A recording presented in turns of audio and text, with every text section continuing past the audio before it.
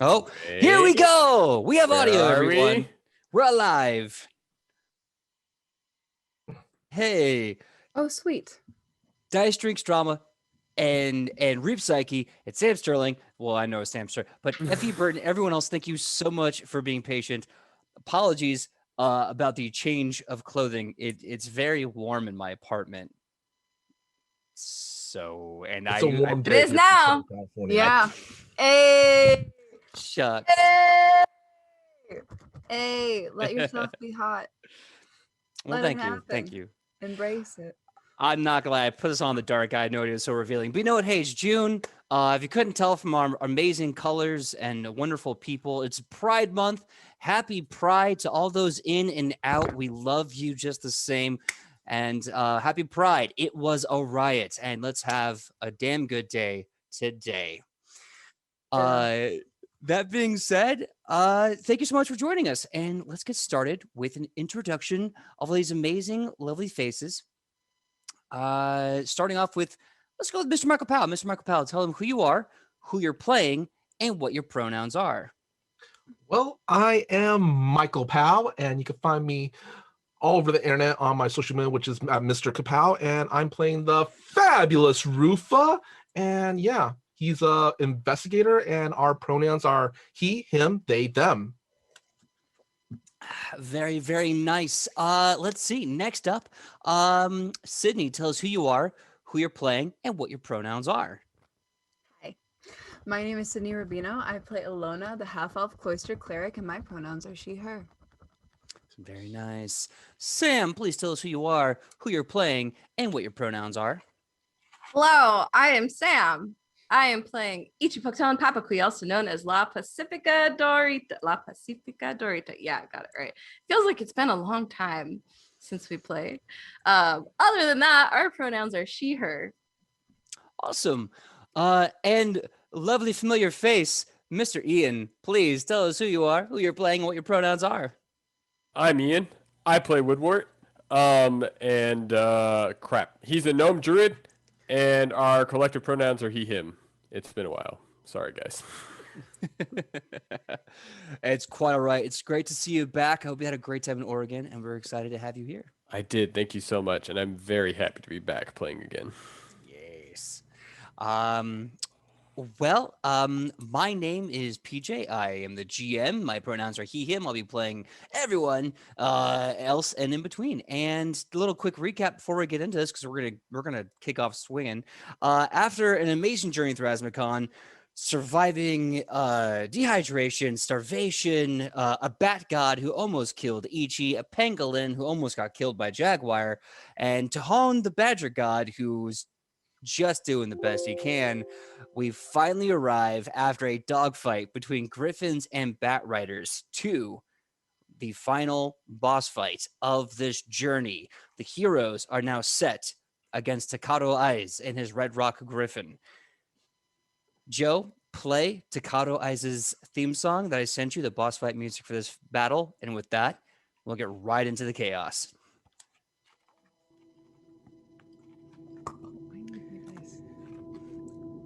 Takato Eyes starts walking along his bird, this massive axe being dragged behind him. His eyes flickering, red, lightning streaking. You can see behind him the ghosts of massive birds, larger than any you'd ever seen, as every Takato Eyes before him just swoops behind him. He grips his axe and the reins of his bird that he stands on proud. Like a horse, like a surfboard, like a weapon of mass destruction. As he starts swinging this axe, he screams, "What comes next is with mercy." Give me initiative, as you are now fighting the leader of the Red Rock tribe.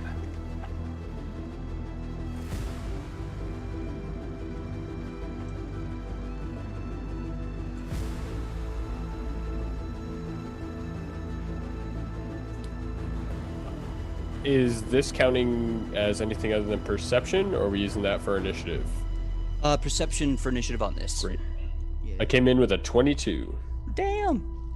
Came in with a 13. It's okay. I didn't use my nice dice. That's what happens. That's what happens, exactly. Yeah. I'm teaming up with my buddy Woodward with a 22 as well. Okay, Michael, what is your dexterity? 2 plus 2. Oh, 14. Sorry, 14. 14. What is yours, Ian? Dexterity is a 14. Okay. What's your charisma, Ian? Much lower than Rufus. I got a solid 10 Okay. with an addition of rustic hospitality. You know what? That goes a long way. That goes a long way. Sam, what's your initiative? 24 with a little dash of panic. I think it's a mood today. You know what I mean? Everyone's got a little bit of a panic. Okay. Hold on. Okay. Sam, what's your dexterity? My dexterity is 16. Nice. Start of the rounds. You are all standing on a rocky precipice. Though massive, it is still just a small excerpt from a mountain. The largest mountain you've ever seen. If it wasn't for the bat children of Kamazotz, there's no way you would have gotten into this precipice. Standing on it, this griffin, which is easily the size of 10 horses, starts rearing up. The griffin's eyes, again, the same color of red lightning, and you can see within its wings the massive griffins that have come before it. As it rears back, screams at you with its bird call. And I need everyone to give me a fortitude save. No. Ugh.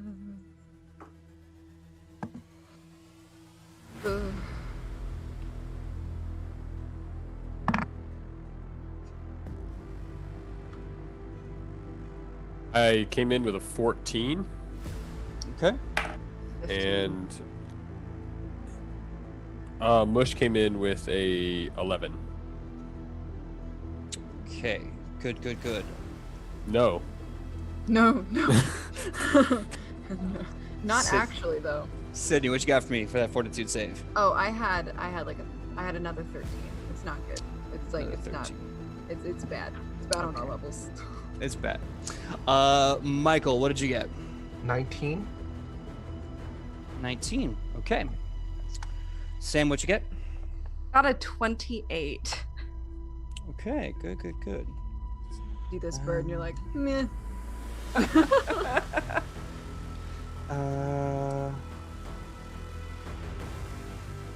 Okay, 28. Sam. Yes. You cannot move until the start of your next turn. Oh. Everyone else is knocked prone and cannot move. As the bird rears up and throws a massive gust of wind down the line at all of you, toppling down on you. It feels like a hurricane's just pummeled into you.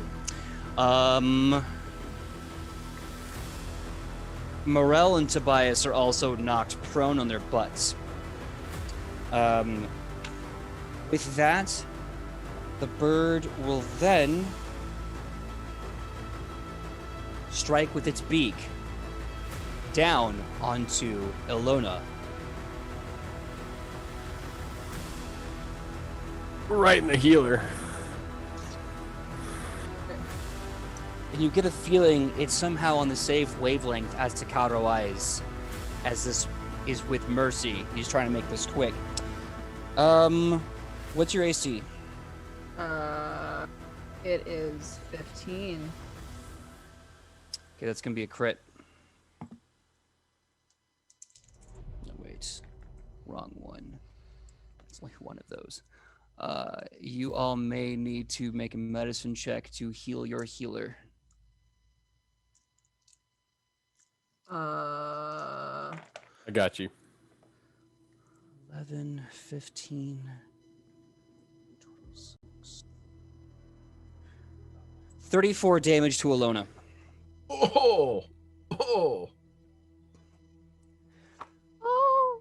As you are knocked prone, the bird, having whipped off, starts taking its beak back, and you can see Takato Eye is just kind of readjusting for the head as the beak then just comes down and hips right into you.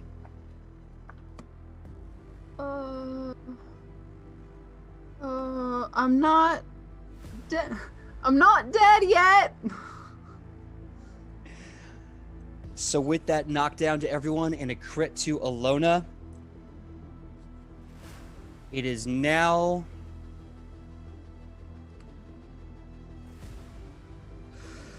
Sam's turn. Ichi, what do you do? Okay. Is this bird actively threatening Alona? Oh, I can't move, huh? Yep, you cannot move. You can still make an action to attack or to do any other skill checks, but you cannot walk as you're kind of buffeted from the wind. Okay. I will use an action to... Can I use an action to try to move against it or no? It's already kind of happened at this point. You really can't do anything beyond the gust. Got it. Ooh.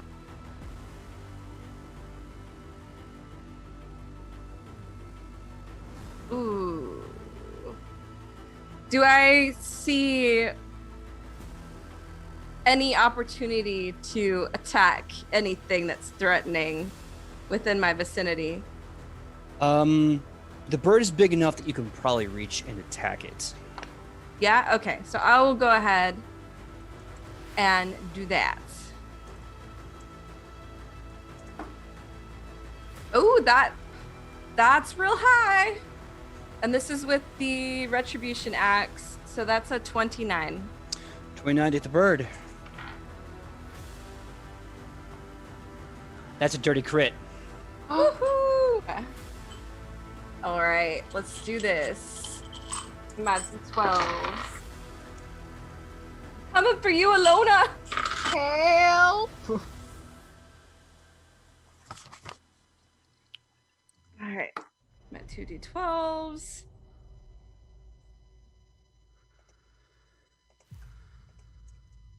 That's 18 points of damage.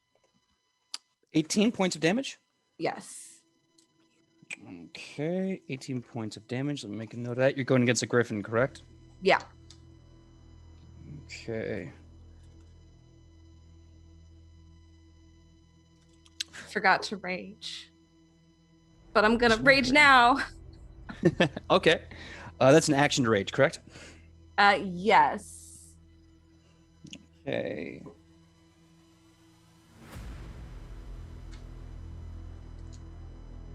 Okay. You hit this bird, and it's like taking an axe into a wet tree. It hits, but it's too... It's something about it. It's really hard to get a clean blow into this thing.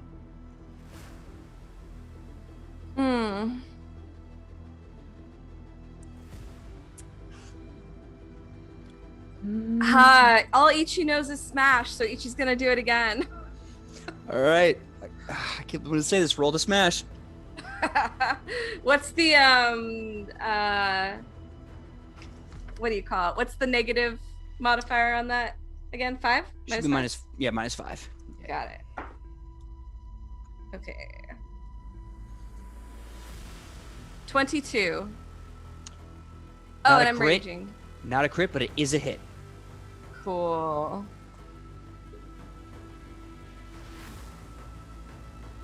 Okay, let's do that. And she's gonna smash with plus my rage damage is 15 points of damage. Okay.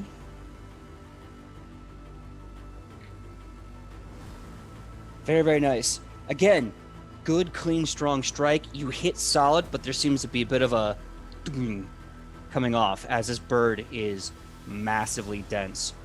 Ichi's gonna yell, he's not getting hurt very easily. You see Alona just like on her back over there. It's okay.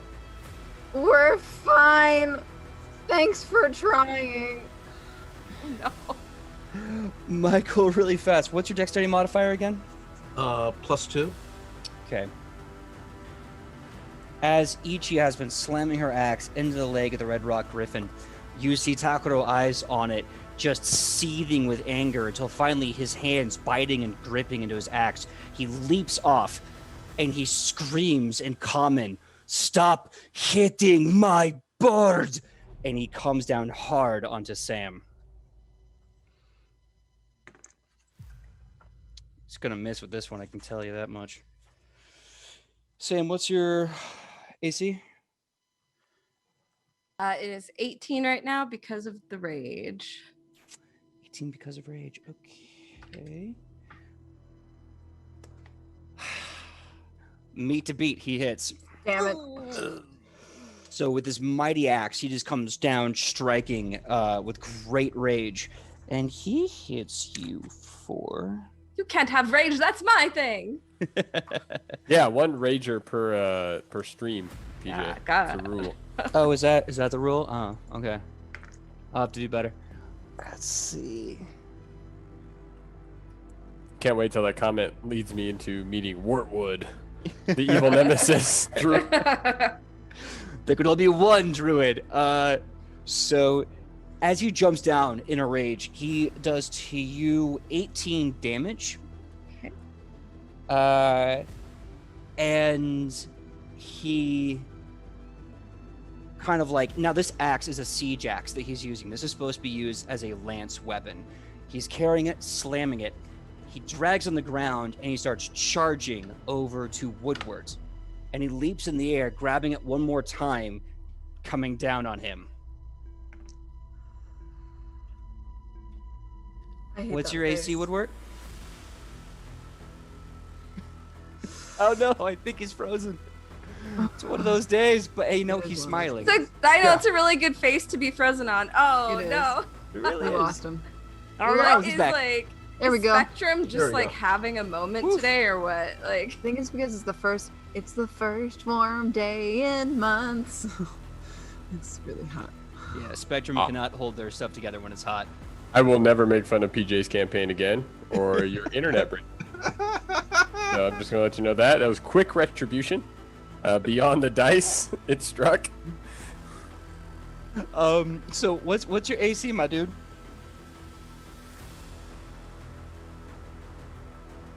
Did we lose him again? Oh, it's a rough day. day out here, y'all. He just really doesn't want to die. He's back now. He's back. It's back. What a cheat! Now that's it, guys. Is just drop your internet connection whenever you're about to get hit. I'm Or you're gonna just use. like, So I'm gonna. Dad, we shouldn't joke about that. It's gonna happen again. I'm gonna use my reflex to pull up my shield, which means that I have an 18 Yeah, an 18. Okay, 18. with my pickle barrel shield. Cool. Cool. This is still gonna be a dirty crit. He rolled an 18 on the die face. I'm really happy I just let my shield get obliterated for this. You're gonna want it to get obliterated for this, as this with a rage. Oh, and it's deadly, so that's another thing I got to put up. Can you hear that? Oh, What a threat! It's a bad. rattlesnake. Yeah. It's a rattlesnake. See, That should be a term. When you hear a BBEG do a lot of damage, you'd be like, that's a rattlesnake. That I like it. it's a rattler. how much is that shield worth, Ian? Coincidentally enough, the same amount of damage you're about to say. Good, no, because he just did 55 damage to the crit as he's charging you while raging with a jousting weapon. I have a specific question. Yes. My last time I was here for episode 43, Yes. and my HP was 46. Mm-hmm. have we had enough efficient long rests in story for me to be back at my maximum? Yes, sir. Or okay, great. You said 56? 55. 55. So your it takes it down to 50. Your shield, your pickle barrel shield. Yeah, it takes 5 off, and it's Oh. completely destroyed. Yes. Like it's no more. Awesome. I hope the people in Asmacon like pickles, so I can get another one. So 50 damage total. Okay. Woodwort is barely standing, but he's still alive and breathing. I'm actually wondering what, like, maybe not cucumbers. What else would they pickle in Asmacon? I'm hoping. Oh, there's lots of things to pickle, but that's a whole nother discussion. The good thing is that's the end of the boss's turn. Thank They've God. almost killed the druid, and they've almost killed the healer, and Ichi's not looking too good either. That being said, next up is Michael. Michael, Takado Ice has just put the blade deep into Ichi, and with a running charge, almost put Woodwort in the grave. This bird has almost thrown all of you off a mountain to your certain death, and for sure has floored you. It's going to take one action to get up. What are you going to do with the rest of your turn? Okay. Before I get up, Mm-hmm. I'm gonna use the investigator's ability of what is it? Like, you know the name of it. Devise a stratagem, because it's a free action. It's a free action, Cool. which would basically lets me pre-roll what I want to do. Mm-hmm.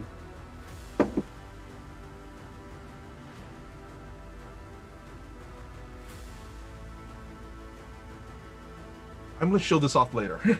Okay, first action. Oh, actually, I also get, as part of the action, I get to do also a recall knowledge check, free recall knowledge check as well, which is basically a 15. I don't think that gets me anything. No. Yeah. Big bird is big, strong boy is strong. Yeah. Okay. It's exactly now, the knowledge I came into this episode with. all right. First action. Yep. Get up. All right.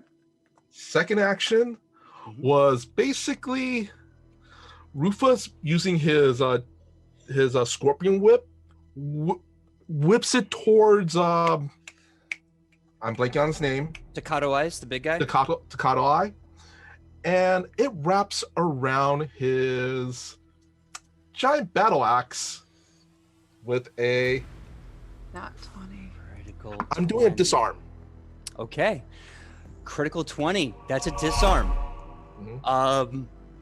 You wrap the whip around it, and with the momentum and all your body posture, you see him raising that weapon high, probably for a kill strike on God knows what. And then with that high rise, he loses his momentum as the axe just leaves his hand.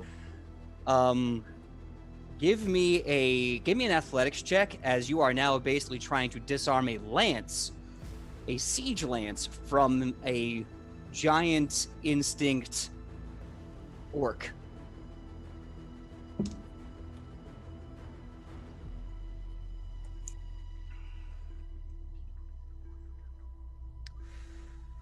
$24. 24. You are able to grab it, disarm it, and pull it 10 feet away from him. It is now landing with a heavy thunk and slide on the dirt towards you. And also, because he spoke in common, I'm gonna already assume that he understands common. Mm-hmm. So I'm gonna use roof. It's gonna be a combination of a roll and a RP thing. Is that cool? Sure. I'm basically using intimidation. All right. All right. Go ahead. Roll the intimidation check, and then tell me what you say after you roll it.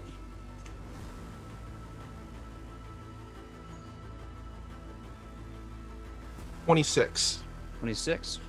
Let me check his will DC. That might be a crit. Is it 26? Yeah, 26. That's a dirty crit. Rufa is gonna, in his best showman voice, he goes, "And you stay away from my friends! Your bird attacked us first. We demand a moment of parley." Okay. He He looks to you with the kind of feral heartache that Wolverine does when he looks at something he loves. That, I'm sorry. I'm so sorry. Look in his eyes. But red lightning still streaks from his eyelids. His tusks and mouth are fully fanged and gnarled, and you see generations of griffins just wafting off of him as he's just looking at you like with just anger and hurt. If you do not wish for your friends to be further harmed, let us sit down and speak. In a rage, he has a hard time speaking in common. He stutters out in slow Orcish. Sam, your character speaks Orcish, correct? Yep. He says, "The eggs of my nest declare my violence. It is not for you that I kill you. It is mercy." Next up, Woodward.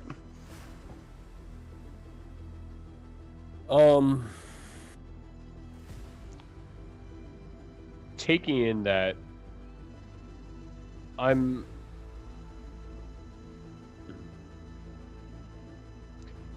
So, as far as I know, there's no penalty for casting from the ground.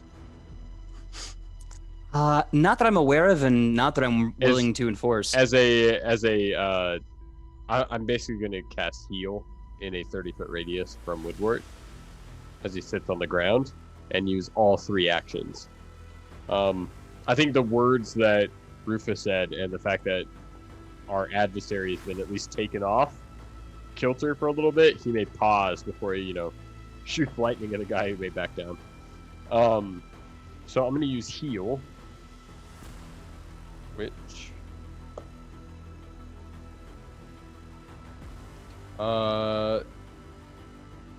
30-foot circle. It heals everybody for 6 points of damage. It's not much, but here we are. It's better than nothing, dude. Yeah. You How said much was that? 6. You said it was a first level heal spell? Yes. Okay. Okay. All right, so everyone gets healed 6. Next up, Sidney. Okay. So he's not he's not fighting right now, so that is a good thing. That is a very good thing. I'm wondering if Alona can use calm emotions to get him out of his rage. If there's a willpower save, I'm down. Let me know what the DC is. This DC is my spell DC, right? Mhm. It's 20. Okay. If you're gonna cast that, let me know. I will make the saving throw now. I'm gonna cast calm emotions. Okay. DC was 20. Mm-hmm. He's raging. Mm-hmm. Takato Ice fails the roll.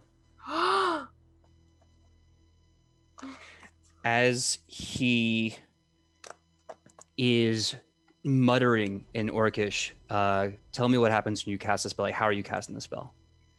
Ilona is flat on her back after getting that one more surge that Woodward put into the ground that radiated out from him.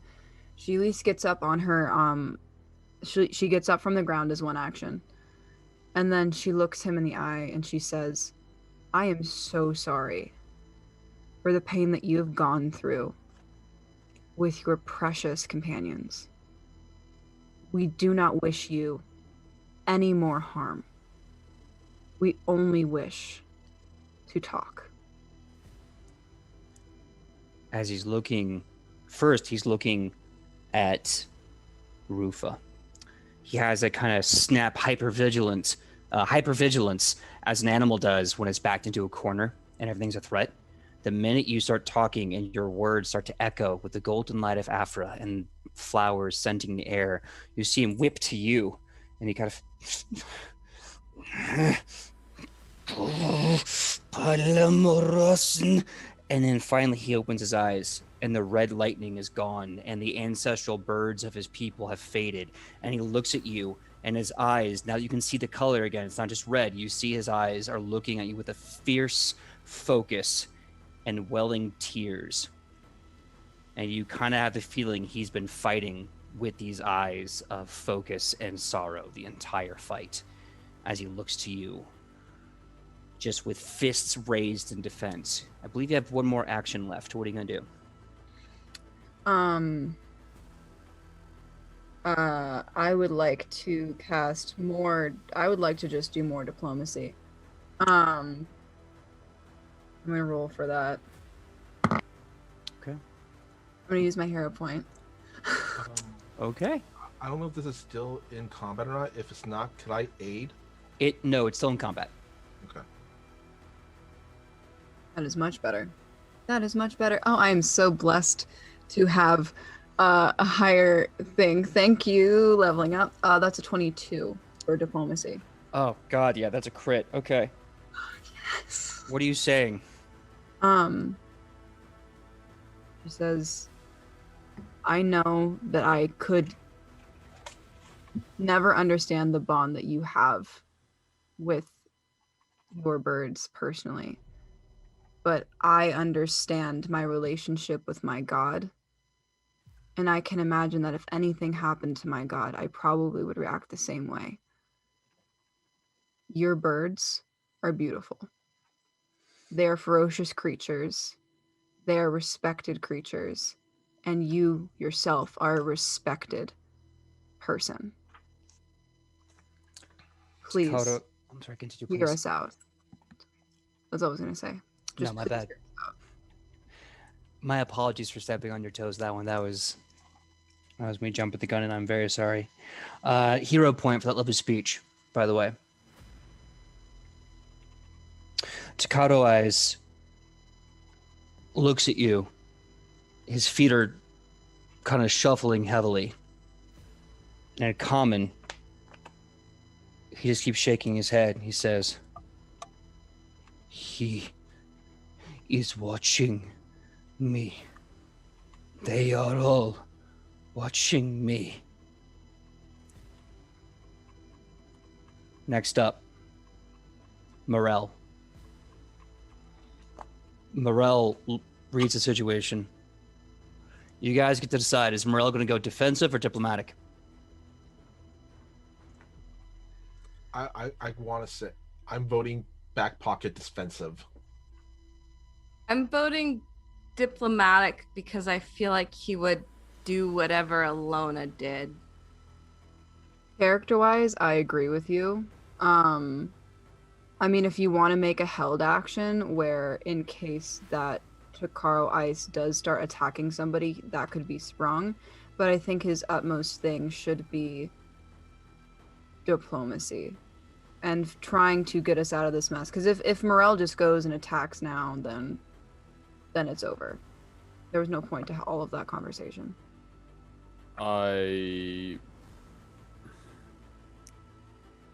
So I'm gonna say that I think that he does. I'm gonna cheat here a little bit. Do both in the fact that he may use his move action to move to Alona's side, knowing that she's the healer, but not act in any other way except having conversation as a free action to our opponent. Hopefully, no longer. Or no hostile actions, right? Yes. Yes. Okay. So I'm getting a vibe. We're going with diplomacy. But a shield to be raised. Okay. Yeah. Alona, Morel walks not in front of you, but to your front left flank. You're still in view, but he's right there beside you. With his shield raised, with the shield raise action, he's going to make a diplomacy check.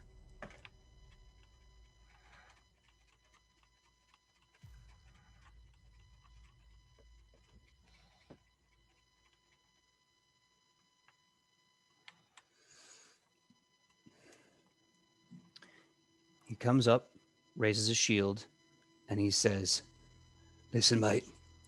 I understand. War takes from all sides. It takes the children, the women, the men, the good, the bad, and the birds. And we can do this the hard way, and we can fight until the bloody end, until there's nothing left. Or we can do what we have always done, which is waste our time until we sit down as people and talk. Up to you, mate. We're just following your example. What's the example, mate? Sakato Eyes just keeps muttering. He's watching me. He wants to take away my birds. He is watching me. Tobias is gonna go. Tobias drops a sword and a shield, and he starts walking around and just doing a lay on hands. Who needs it the most? Who's still hurt really bad? And Okay. Woodward, I'm assuming. I'm not great, but I think our healer should probably get healed before me. Alona, you are healed for 11 HP as Tobias just places his hands on you, and you start to feel a very unusual energy. You feel an energy in conflict. You feel Minerva, but it doesn't feel real. Almost synthetic. As Tobias puts his hands on you, he goes, "Cheers, love. Cavalry's here. Don't die. Because I'm not doing all the healing." Thank you. Don't worry, I plan on sticking around for a while. Okay. Now, turn 1 is done. Turn 2 begins. The griffin, the red lightning in his eyes and the wings of all the massive griffins before him fade. And much like a dog who doesn't know if it's on the offense or defense, it's pawing in place. It's kind of awkward. It's squirming, and it's kind of... It's trying to, like, click and talk, like, what's up? Takarao walks up to the front of his bird, just starts petting his massive griffin's chest, drops to his knees, and he says, "I wish to parley, if it means my birds won't die." And with that, combat is over. There is a special secret to this fight. You had to have 5 political attempts to talk him out of this fight, and I kept the amazing diplomacy check from last game. And with Morel and Alona's combined efforts, that was easily 5 successes on his willpower. But now begins the puzzle I told you about earlier. You're now entering a social / diplomatic puzzle. As Takuro Eyes looks to you and he says, I need something. If I am not careful, all of my people, my birds, every red rock on every mountaintop will be killed. And that starts the puzzle. Feel free to ask questions, make checks, etc. Can I do a perception check? Or maybe it would be, you tell me what it would be, but I want to investigate this vibe, like something's weird here. What kind of check would that be? Okay, for a vibe check, as Vibe weird as this to say, give me a perception check to vibe check. Okay. Not the vibe. Bad vibe. That's a 29. Nice. So the one thing that you remember about him speaking Orcish, it's you get the idea across, but his word choice is extremely specific. You know, when he was speaking in Orcish, he wasn't just saying like, "Hey, my family's gonna die." What he said was, "We are going to be killed because Korokos is watching." And you get this idea that he is acting under duress of possible tribal like destruction. I was Ooh. I was wondering if I could roll a recall knowledge warfare lore check to basically comb Rufa's encyclopedic knowledge about war and like some kind of a hostage situation that possibly would have involved orcs. Ooh, that's tough because it's so specific to orcs. I'd have to make that a lore check. Yeah. Yeah, if you want to make a lore check, absolutely. Like lore orcs. Sorry, not lore war. Lore orcs. Oh, I don't have orcs. That's why I said warfare. No, that's okay. No, I love the warfare idea, but since it is specifically pertaining to orc culture, right? Mhm. No, like a war that they have fought with humans that have involved Mm-hmm. hostages. Basically, I want to use it as Gotcha. Rufa says a name of a famous battle and see if it pertains to this situation. Okay. If you want to roll that, go ahead. I don't know how much I can promise you, but let's see how it goes.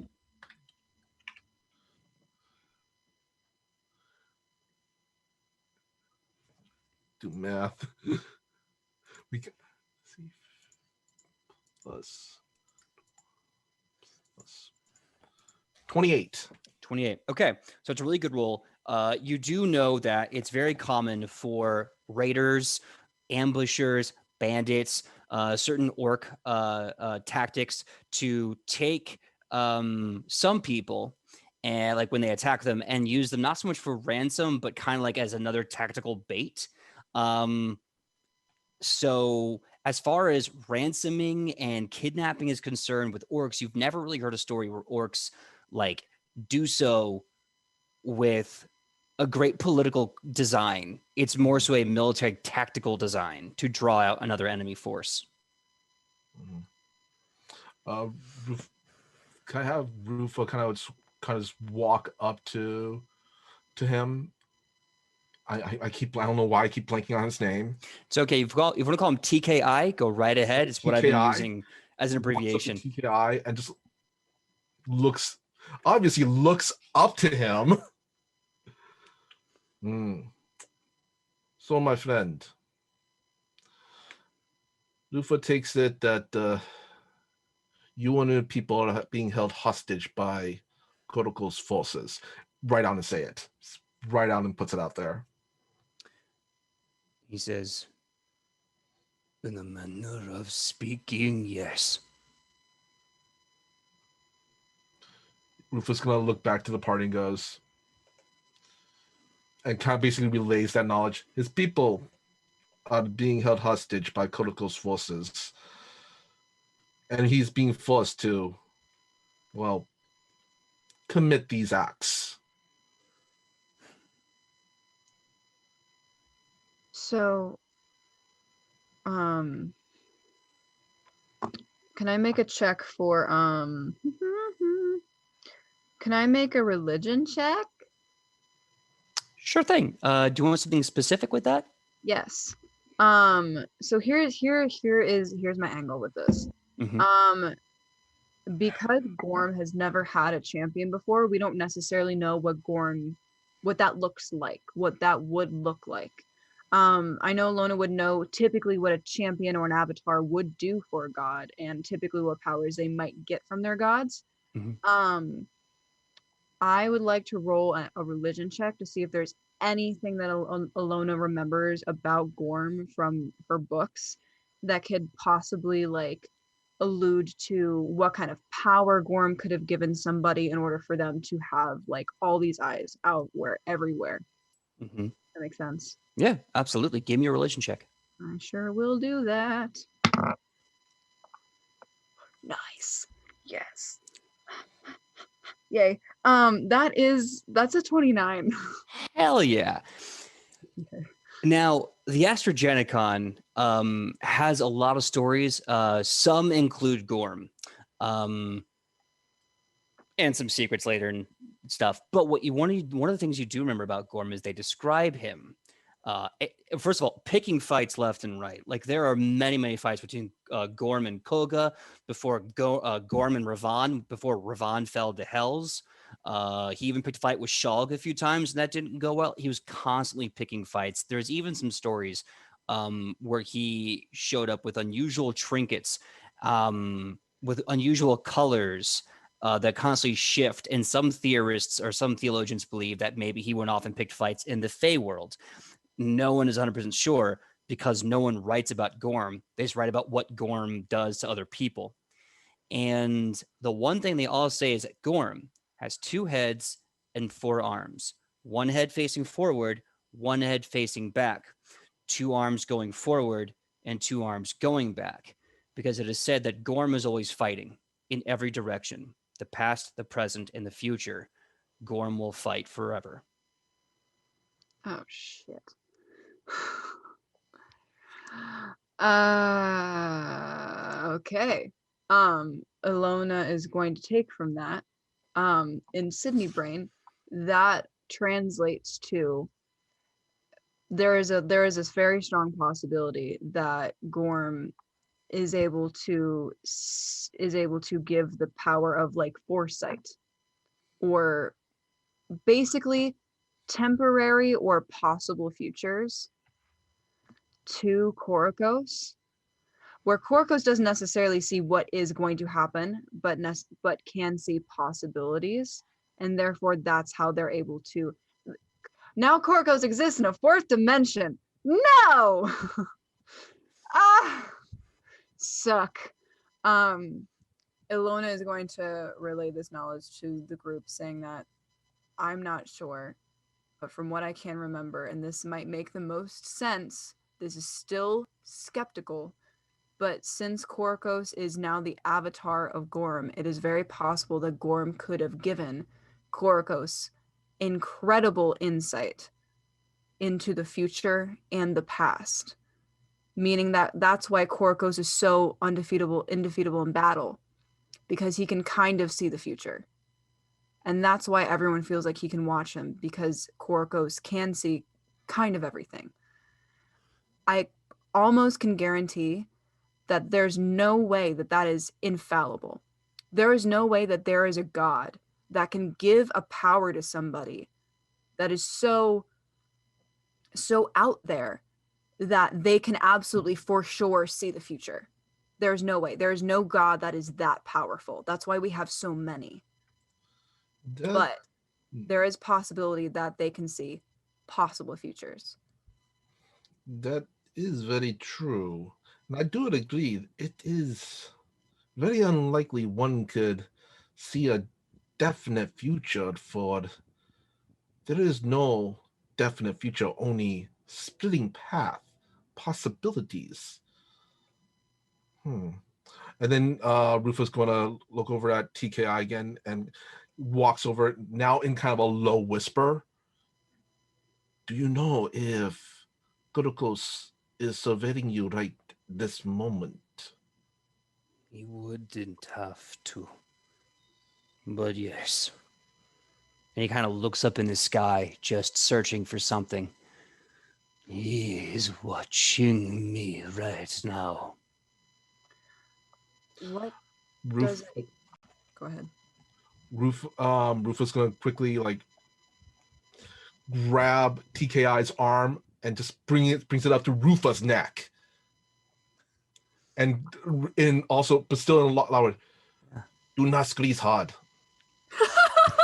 He holds you by the neck with all the exuberance of just someone who's not feeling it, and he's just like, Yeah. Just in case he's watching. he just kind of gives you a look like, thank you for trying. This is not the solution. And he kind of like pulls his arm back, and then he pats you on the head with this massive orc hand. Rufus gonna like, it could have been a possibility. Never ruled out a possibility. He takes the ridge of his finger and starts scratching under your chin like you're a cat. do not do that.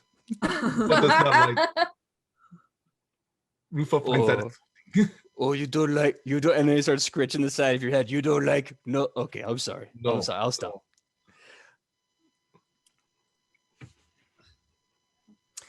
I think Woodward, hearing all this and knowing that he doesn't understand the intricacies of one Orcish, of whatever he's speaking at any moment, and also his culture, is going to tend to what he does understand, which is the bird behind him. Mm. And so I want to actually use my focus spell, Heal Animal. Mm-hmm. And if I use 2 actions, he gets 2d8 worth of health back. Okay. So that's a 2 and a 4. So he gets 6 hit points back from whatever was taken from him. Okay.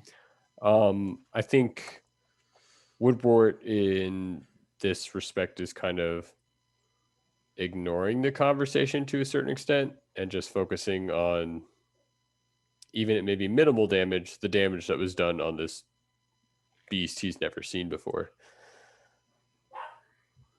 So TKI sees that. He rushes over to you immediately, stops, squats down next to you, and in common he says, "You heal a bird." Well, yeah, see, I understand you in a way maybe some of the others don't. And he gestures down to Mush. See, I guess I understand that sometimes bonds mean more than ideals. I understand that you don't want your birds hurt for someone else's ideals. Korikos. There's no need for that. Can I pet badger? Yeah. Of course. I do. So I've never seen a griffin that big, and it'd be really cool to stand on top. Like I'm not gonna lie. If I could just, you guys can keep talking, but Yes. Hold on. I will talk to bird. I will talk to brother. And he starts talking to his bird. And what's crazy is that you can understand Ian everything he's saying, even though you're like clicks and chirps and squalls. You know, he's basically saying, "Hey, brother, this little fellow would like to sit on your head. Is it okay if he rides you?" And the big bird goes, "Well, of course, little brother. I would love that. And I love you. I love you, big brother. All right, here he comes." And then he comes back and he goes, "Okay, you are going to ride. Don't grab feathers. They are like swords. Don't grab. Right, Grab okay. leather. Yes." right, yeah, saddle, got it. Okay. Woodward says nothing to anyone else, knowing that he has his own language with Mush. That others would probably be. It's like how I grab my cat and give him cuddles in private. I tell him how cute he is and how cuddly he is and how soft, but we don't talk about that outside. No of one this. needs to know. Yeah, no, No, it's just yeah. me and my cat.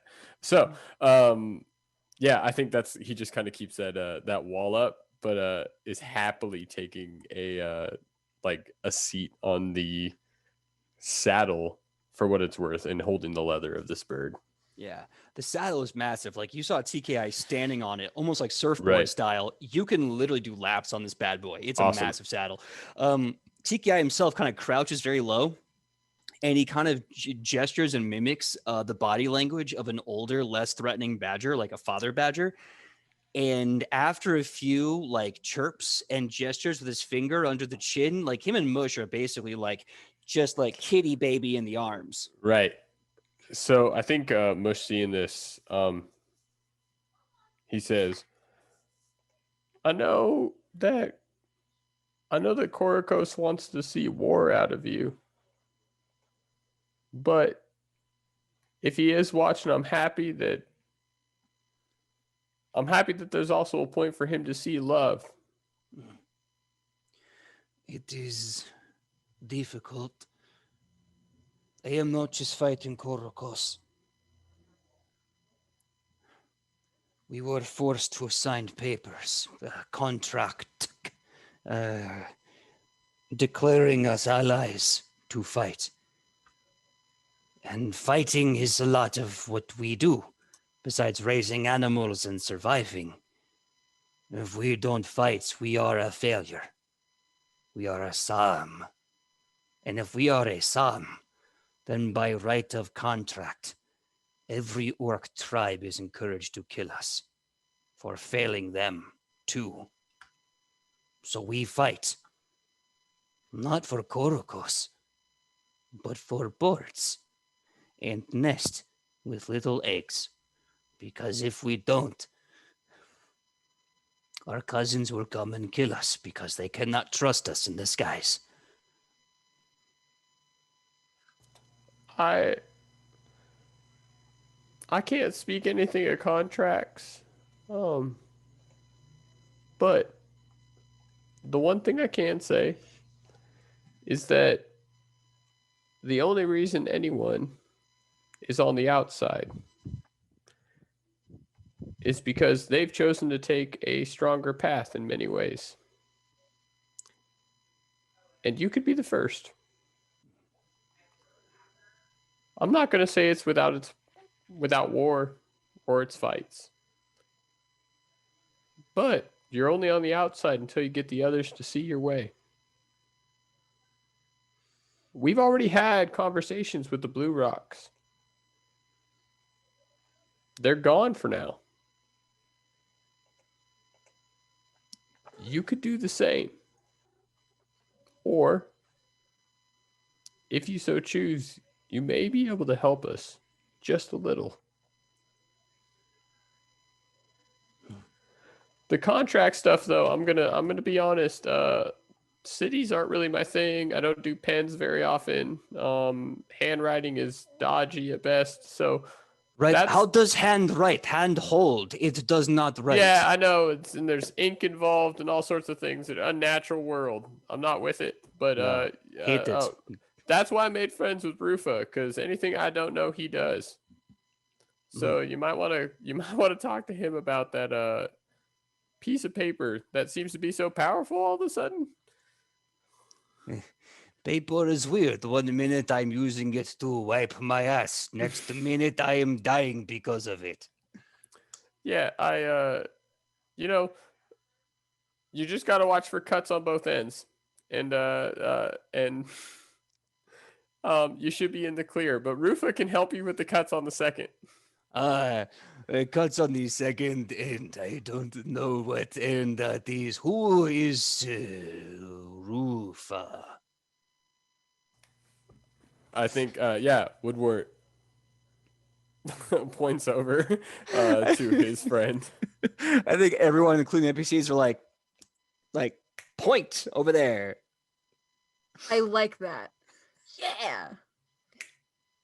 Can I say, when the word contract came up multiple times, kind of Rufus' ears kind of does that little wiggle.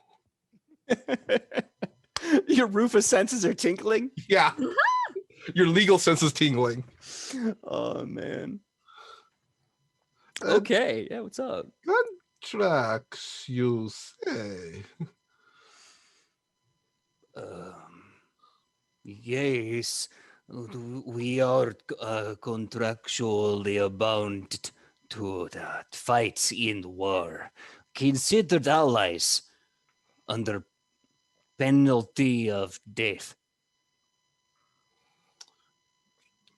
Do you have this contract on you, or at least a copy right now? Hold on. He puts down mush, and he shouts, "Maro, get brother, get over here!" And a few you see Maro with the wicked Trihawk just comes flying in on his bird, and he's just like, and he starts speaking, and he's like, "Kos, talk neu, talk neu,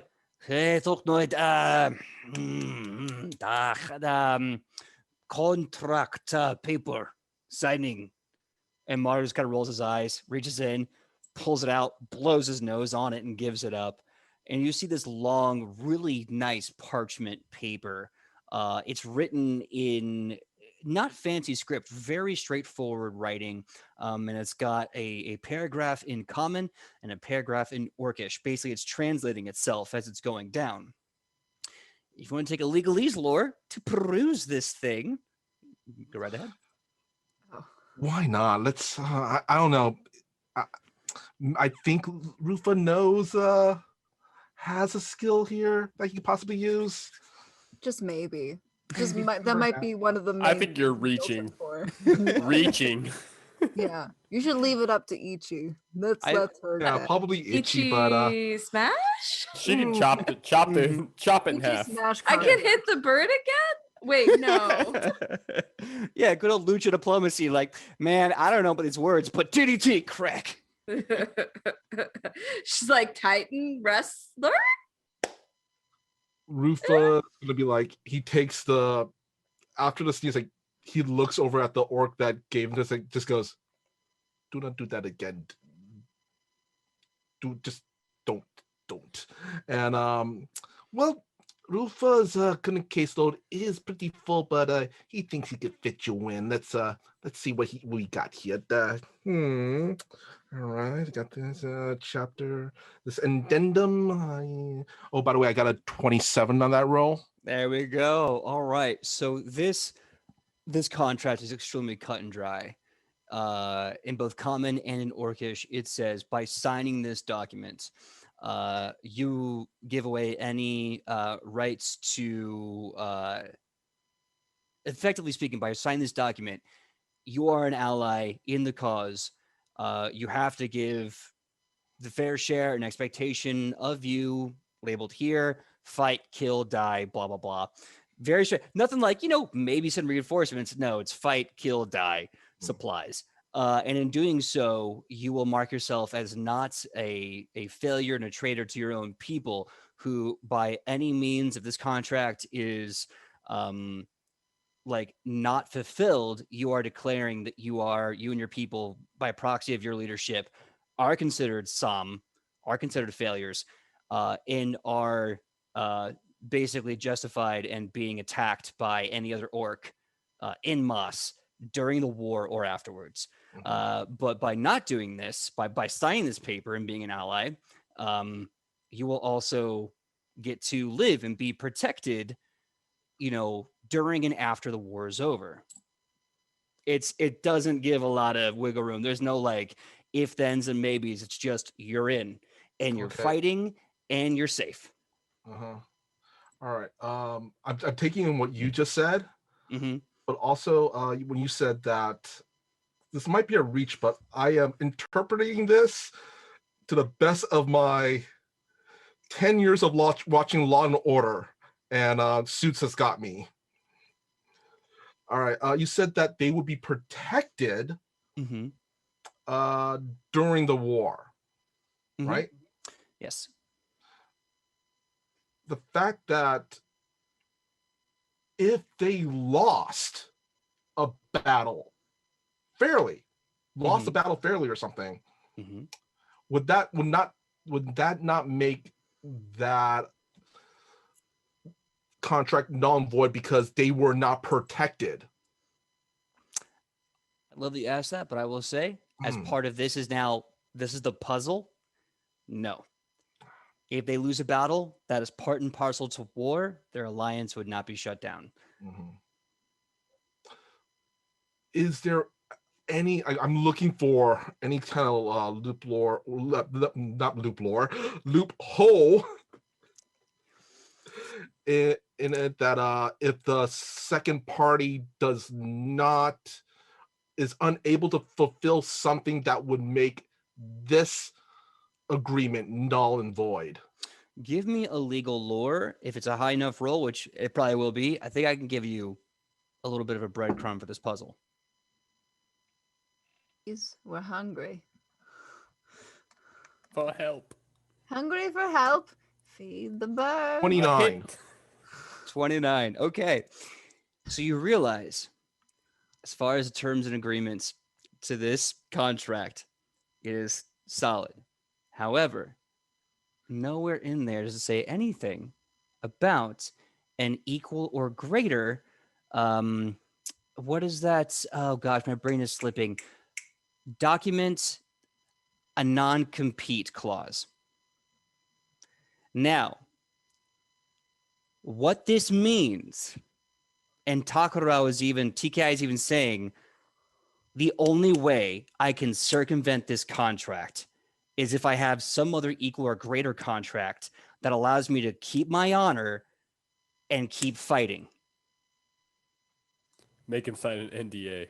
At this point, This never in happened. game, Rufa's pretty much he's just behind his glasses, his eyes just kind of scanning each line until gets that aha moment, and he just kind of gives that almost a villainous grin and looks at the party.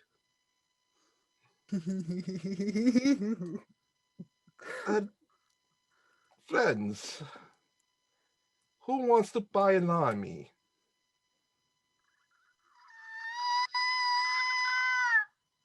We have an army and an Ichi now.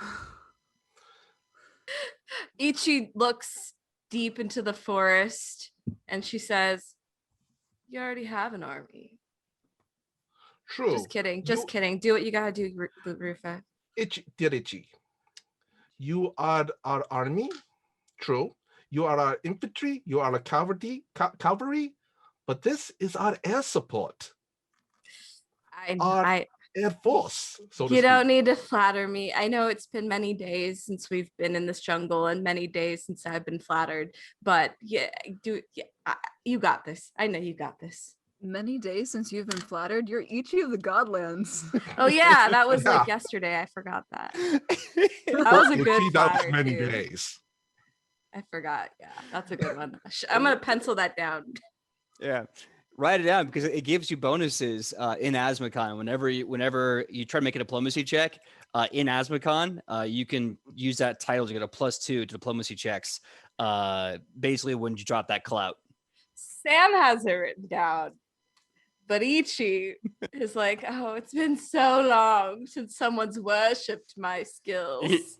Ichi's the only person I know who can name drop their own name and get a benefit from it.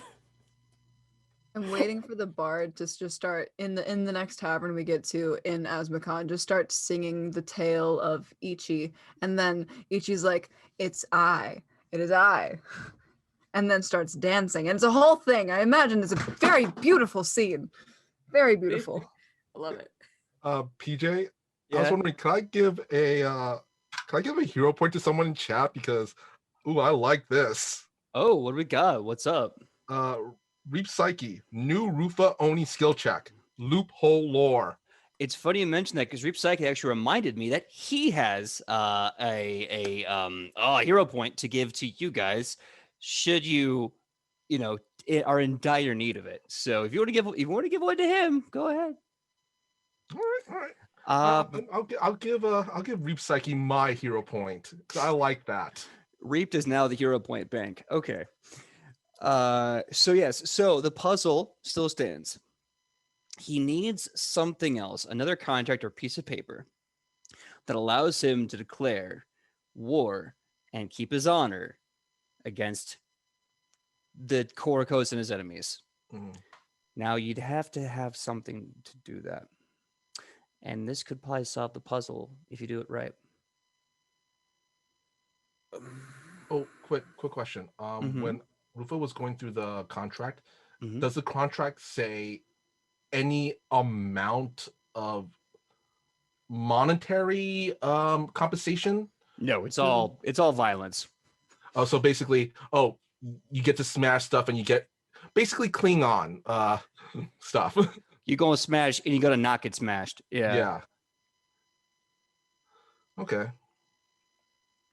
So anyway, Rufa's gonna go back to the party and go, so kind of laying out, telling everybody what's going on and the fact that they could offer a competing contract to this army to get TKI's people out of this jam.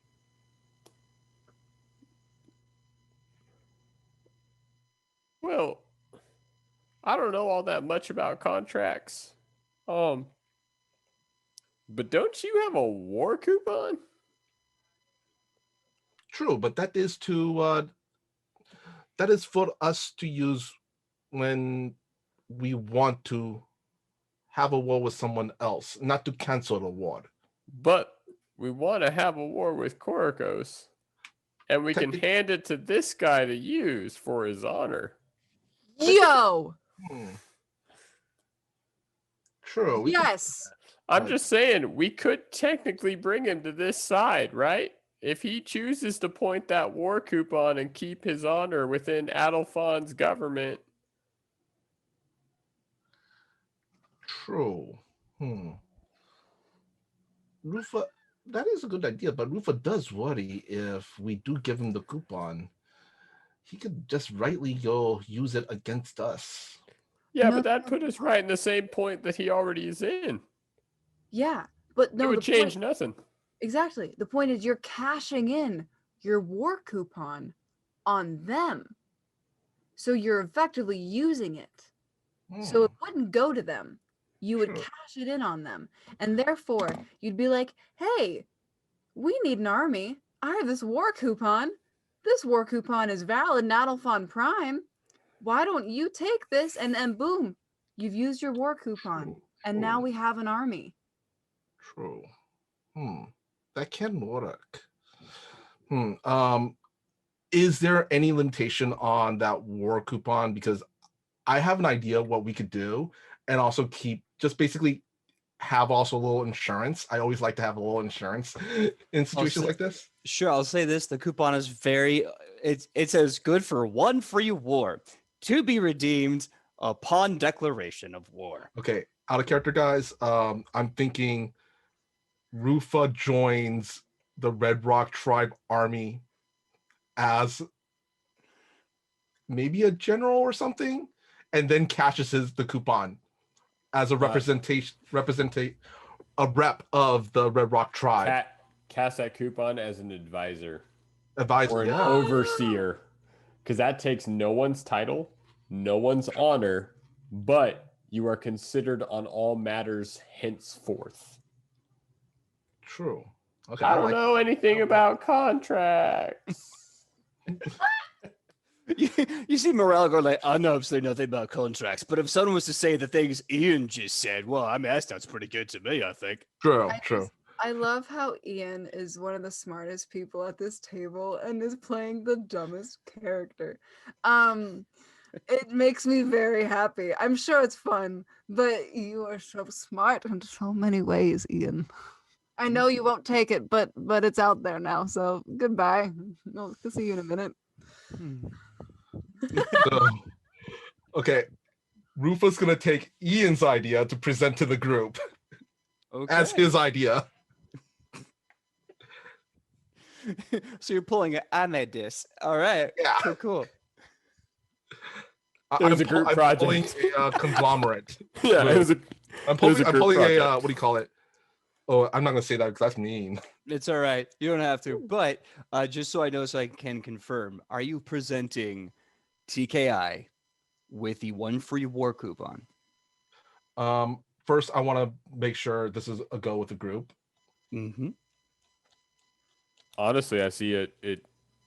I don't know. So far, I don't know a better way to cash it. Absolutely same. And this seems like you've had this like OP thing for so long. I think it is a totally worthwhile thing. Yeah, I wouldn't want to use it on anything other than like, how many tribes do we know of that are in the? There's like 6, right? Honestly, I'm a hoarder when it comes to like online games. Is this was going to just sit in my right, and No. use as a threat? I'm 110% with you. I just feel like if there's 6, I think there's 5 or 6 orc tribes that are involved in Korikos' army. We already have the Blue Rocks turning around. The Red Rocks, that's a 5th of his army. Yeah. A 5th. That was the time. Like, True. that's a good Right. payoff. And no one dies. That's also the huge thing. All right. Rufa's going to take out a parchment. Hmm? Do you hand PJ? Can you hand wave that Rufa has a parchment in his bag? Yeah, of course, dude. Yeah. Rufus got parchment. All right, and he's going to kind of quickly write some stuff on it. Actually, I'm going to send it to you in our little chat real quick here. Sure, if you don't sure. mind. As you're doing that, I just need to confirm. Yeah. Are you handing this coupon to TKI with, of course, the stipulation that you are the advisor to the Red Rocks for the duration? Yeah, and also I'm going to make sure that we get some benefit as well as a party. Okay. I mean, we'll see how that goes. It's up to you. But I think right now, you guys have just solved the puzzle of TKI. You masterfully got through the fight. You didn't kill his bird or him, and you gave him the item to the puzzle, which was the one free war coupon that we got in episode 9. Did I seriously get it right? You got my puzzle right, Ian. The I do entire have puzzle. to say that PJ, I think without the beard, you have your face when they were talking about the coupon, like maybe the beard like usually gives you more of like a stoic, like, but the bare face that you're making when they're talking about the coupon, I was like in my head, I was like, that's it. I mean, like, just look at PJ. Oh my god. The whole time I was like, they got it, but they're arguing. I don't know if they know they got it. He keeps his secrets in his facial hair. I keep my powers in my beard. It's my secret beardy powers. Oh my god. Yeah, you guys have not only beaten, quote unquote, TKI and this Red Rock Griffin, but you've also gotten a major heroic moment for this battle. And of course, I'll put this in the chat afterwards. You got over 240 experience, 240, for navigating the combat, solving the puzzle, and heroically adding to the party the Red Rock Thoktukain aerial army. You now have the Red Rock tribe as your allies, actively fighting alongside you. As TKI takes the coupon, whatever parchment I'm getting sent from Michael, which with the internet we're having today might take a while, but he and Maro get on their birds and they start basically doing a war cry, and the other Thoktukain return, and you start seeing just coming from the trees and just scattering the sky. You see hundreds and hundreds of griffins larger than a bus with orcs on it, with these axes bigger than a jousting lance, just shouting the Thoktukain battle cry of faster, higher we rise, and they are ready to fight. And they start chanting something off the distance. It's kind of hard to hear, but it sounds a little bit like Polemoraskorokos. Polemoraskorokos. And in Orcish, it means we swear a war promise to kill Korokos. And I did not. That's such a big victory. That's huge. Yeah, it's massive. Ichi translates the war cry. She's like, I think that worked. I think that worked. Just maybe. Yeah, and if the best part about Korogos that we know is true is he knows it. Oh, and he's mad. So now, with that amazing heroic revolution, we are going to take a 5-minute break as I jump into the icebox of my apartment because I'm sweating my brains out. We will be back at 9:36 Pacific Standard Time as the Legends of Edge of Legend has just recruited an army of Air Force orcs. Be back in 5 minutes, guys. Love you. Everyone. I'm hot. Well, I mean, look, we have all these fans here. So when I say thank you to all the fans in the chat and all the fans in the stream, I don't have a fan. I just have my DM notes, and I'm probably ruining them. My GM notes, and I'm ruining them. We're all your fans. It's so beautiful. Thank you. I needed that. Okay, so where last we left off, the Red Rock Riders, the Red Rock Tribe, and the Thoktukain, the Bloodwing Brothers, the Bloodwing Riders, their name is kind of interchangeable depending on the social context, are now in the army of the legends that's now are going to stand against Korokos. Right now, they're regrouping and they're completely leaving Azmakan. With the experience I doled out before break, and again, I'll put in the chat later for you guys, mission accomplished. Now it begs the question, what are you going to do next? The hardest question we've ever had to answer. We've never gotten it right. We've always gotten there and made it up. Every single time we head to a place, we find out that everything else is happening somewhere else. Yep. So we should head to our favorite country. Actually, before we do that, Rufa's gonna go over to Alona because there is something that concerns him right now about this whole situation. Mm-hmm. Friend Alona, now that we got this all sorted out amicably and luckily without too much bloodshed, something is weighing on Rufa right now. Kurokos, as the avatar of Gon, if he can truly see the possibilities of the future, Rufa thinks our next step has to be to figure out a way to blind him You're right. to our actions. You're right.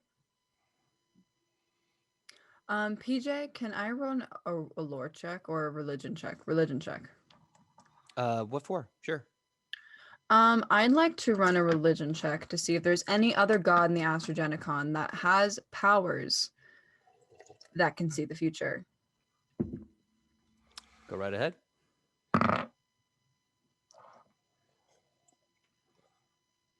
Oh, that's 27. Very nice. So, you know a few stories about gods that were really big on prophecy. Some of the prophecies that the gods have mentioned to Azamat have largely gone unfigured out and unfulfilled. You know, Falkland, Leofer, and even Iodex, the three gods that head the Grand Library, constantly come into contact with prophecies and potential futures, to which even the court of Azamat himself has yet to actually solve some of them. But you do know that there's this one dragon god. They have a perspective that kind of breaks rational thought, a cosmic string, a string going in every direction, seeing every possibilities.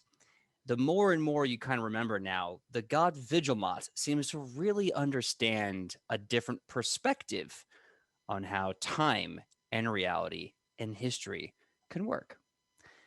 However, the real depth of Vigilmot doesn't seem to be handled in the Astrogenicon. It mentions him in the first legacies of Ozmot and Tarzmot. That's kind of where it ends. I relay this to Rufa. My thoughts in our next step. If we really want to focus on blinding Korokos to our actions, my first thought is to find a temple of Vigilmot. Really quick, Vigilmot, what culture is that dragon from? So Vigilmot is part of the Dragon Pantheon, which, if you are from the Astrogenicon, you kind of look at it as like a unilateral part of the Pantheon. However, the Dragon Pantheon is one of many primary pantheons in Shin, Oriyasu, Gogujo, and many of the countries beyond the Grand Divide. As soon as Alona says Vigil, Rufa kind of rubs his hand and kind of looks a little uneasy. Oh, Vigil, yeah. Oh boy. Oh boy. Well, it is true that that would be certainly would be the logical step. Oh.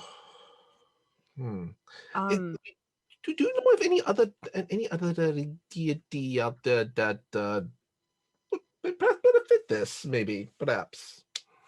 all the rest of them deal in prophecies. They don't deal with time the same way that Vigilmont does. Prophecies are not what Korokos has. At least I don't think so. If he had prophecies, he wouldn't be as exact, and the people under his control would not feel his eyes on them. He has something else, and the only other god that is close enough to that is Vigilmont. Rufo gives a sigh. PJ, Mhm. can I roll to know if what's the closest temple of Vigilmont that Rufo would know of? Yes, you may. What am I rolling? That's a very great question. You know what? I'm gonna check my GM's cheat sheet right here, aka my GM screen, and I'm gonna ask for you to roll me.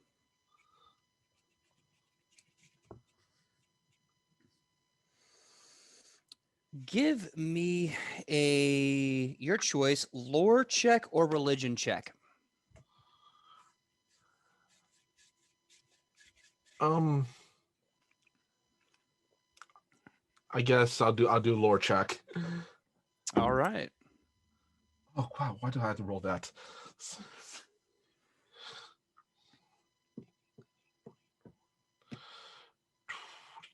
22. 22 lore check. Yeah. Okay.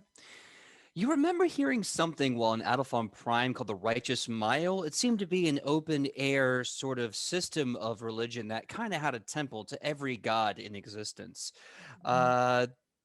So far, it seems like the strongest bet to find a temple to a dragon god in the dragon pantheon directly is probably at the Righteous Mile back in Adelphon Prime.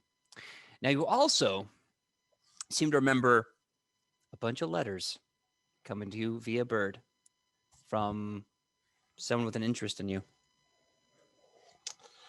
Well, the closest temple that Rufa knows that we could probably have access to right now would be back in the Elephant Prime in the Medical Mile. Real quick, PJ, those letters, did they state Vigilmont directly? Just someone that knows you directly. Rufa. In a good way or a bad way? I don't think we ever specified that. What were you saying, Ian? Oh, you got to make the power move. Send a letter back on a griffin. Oh, They sick. send a letter on a bird. You send a letter on a griffin. Oh, come on, mother trucker. Well, the fastest way back to Adafon Prime would be perhaps to return to the city we were previously at here in Asmarkan. Hopefully they have fixed that house, that certain house. Why am I blanking on his name? Isawol's house. Yeah. By now, Rufa did lead the plans and they seemed well equipped. That is one route we could take.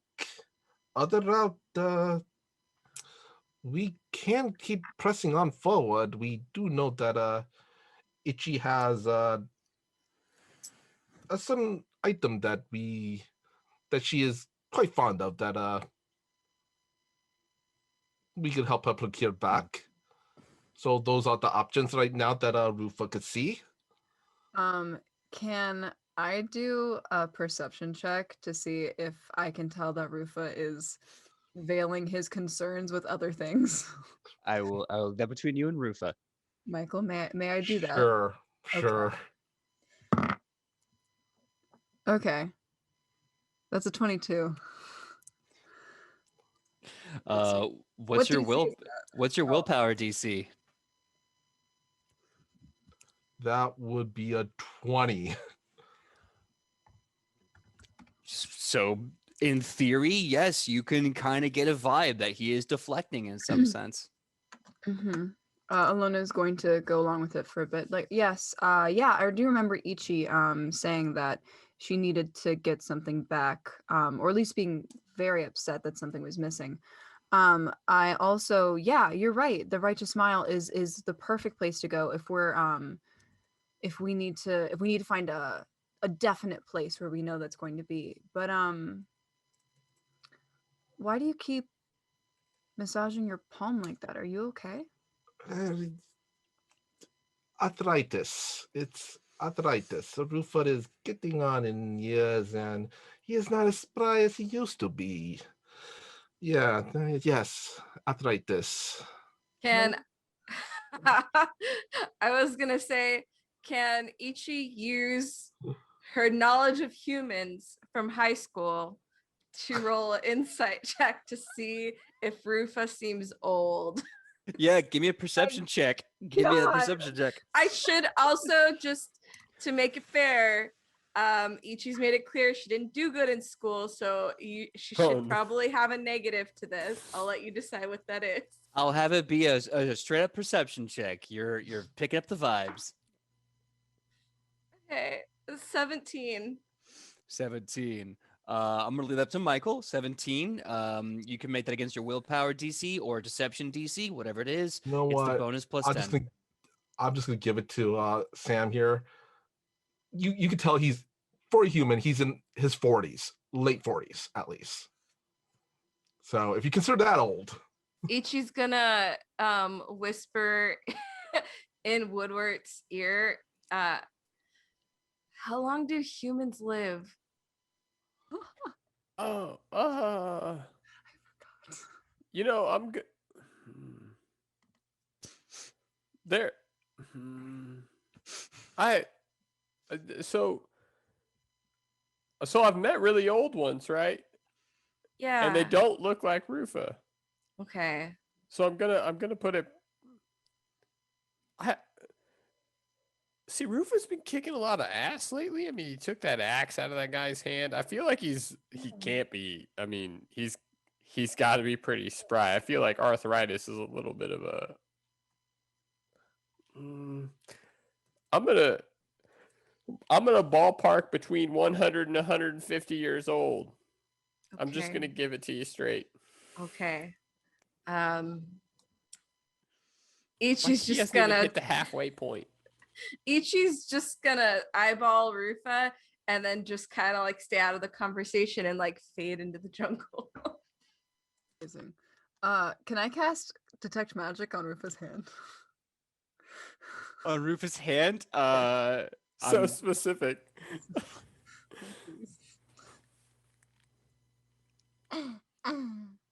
I like that this has turned into a game of Clue on each Yeah. other. I mean, you can cast detect magic on Rufa. Aside from his magical items, I can tell you there's nothing magical about him, aside from his amazing dance moves and wonderful cooking the whip. and the whip. Well, magical items, yeah. Yes, very, very magical. Oh, you mean on the? Oh no, you don't know about that symbol. Sorry, I forgot. I don't, but he was going like this to his hand, so I was gonna detect magic on his hand. Got it. That was my thought. If I can't do that, that's fine. No. Well, let me see. First of all, Michael, do you mind if I make a GM check for you? Sure. Okay, you can say no. I don't want to take your agency away from you. Okay. Sure. Okay. That's what a Rufa's. progressive story. Okay. Progressive story. That's what I want. Story. So, odds good, evens bad. Oh wait, I lost the number. That's Rufa's jazz hand. Yeah, arthritis from too many jazz hands. Jazz Protect jazz. Like jazz. There's too much jazz. It's too much. That's where you can use a vibe check. Yes. I want a vibe check. This speakeasy. Yo, jazz here is thick. Okay. So anyway, the GM check, detecting magic onto the hand. Unfortunately, you don't detect magic. Okay. Okay.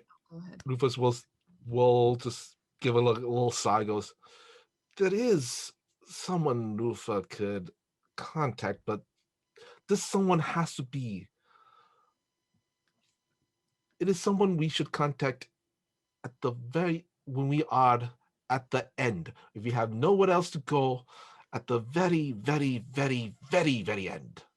Because once this favor is called in, there will be massive consequences. massive.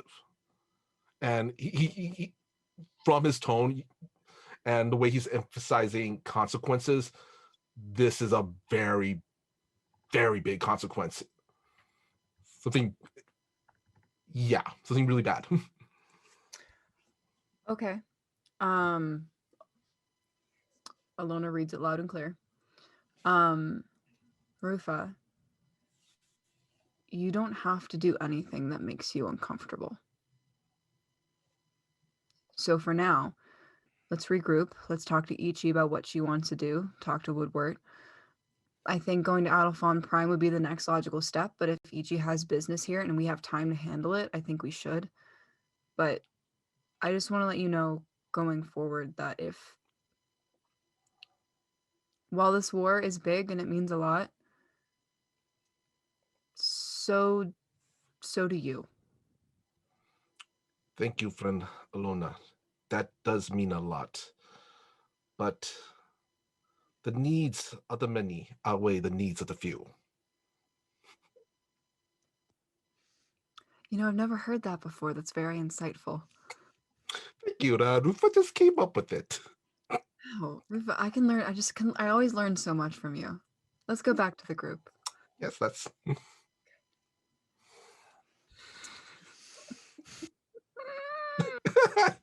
I had to. That was wonderful. I loved it. That was Jesus. wonderful. And that's the only reason why we're known as Edge of Legend. Forevermore, Rufa's one quote will be known throughout the world. I guess you could say into the next frontier, perhaps the final one even.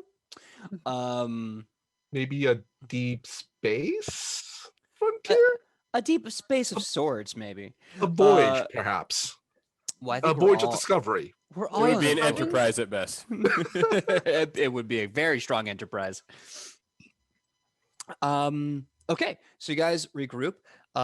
Would you like a quick recap of the state of the war as it is right now? Or you just want to kind of talk? Okay. So there are four things you know to be true about the war as it stands right now. Geb, Zebel, Mengelma, and Matazong are now taken out of the equation to 2 different degrees, as well as Takaro Ice and the entire Red Rock tribe. You know that Zaka has been sent on kind of his own shock and awe missions up and down the coast of Adolphon Prime, trying to break into the actual Adolphon Prime. You know Zanakin has been trying to take the war away from Korokos with his own military strikes and actions, since he's finally basically come out of hiding, rearmed and retrooped, and he's also now doing his own thing in hopes, well, taking the war away from Korokos. Somewhere in the middle of Adolphon Prime, God knows where, there's the last super orc, Legion Lejean. Last we checked, he had analysis paralysis and was just kind of chilling somewhere, but who knows? And last but not least, Korokos is on his way.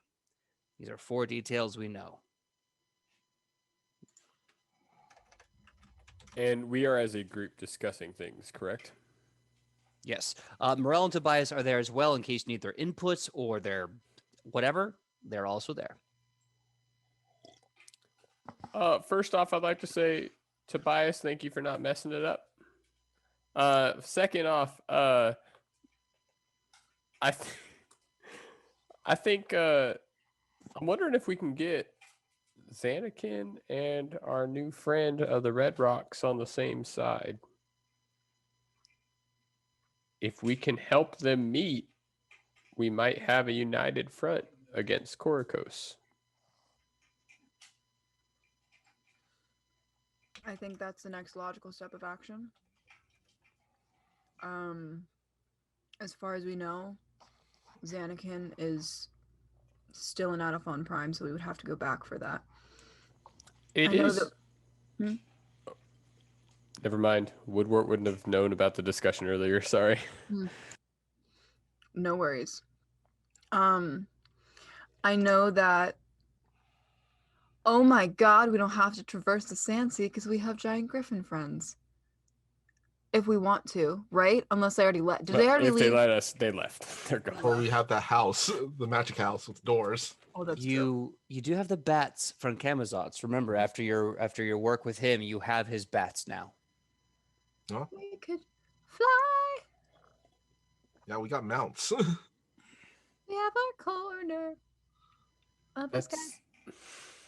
Anyway, okay, so we have bats. That's gonna be easier to get home. I really hope that we can just hand wave it and get home. But you know, whatever. Okay, so we have a way that we can get back, and I think absolutely we should find Korokos and introduce them to the Red Rock tribe.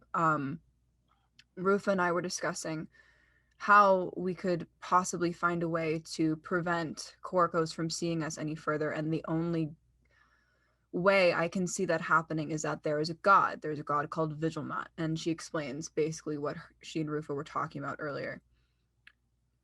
So those are my thoughts on that. I think that our top priorities should be finding out how to block Korokos from seeing us. Because if we find out he already probably knows where Xanakin is. That would be my priority. But I understand if introducing the Red Rock tribe to Xanakin and getting them on the front would be the most important path. There's also Ichi's stuff that while we're here in Azmakon, maybe we can tackle real quick. In my opinion, there's 3 options. So what do you think? Does Ichi know of any kind of like spirit lore or anything that involves like blocking, the god's sight from you, or just something from her culture that could help in this situation? Ooh. Give me a lore check. Absolutely. Or religion check, your choice. While she's doing that, Mhm. Rufa's gonna look at Lona. Wasn't there a way to blind a god? We literally saw it when we got these bat mounts. You mean taking their eyes? Yes, there's a way to take their eyes. They are blind. I don't know if that's specific to every god or if that's just specific to Kamazots in particular. Because bats have echolocation, and so they can do that.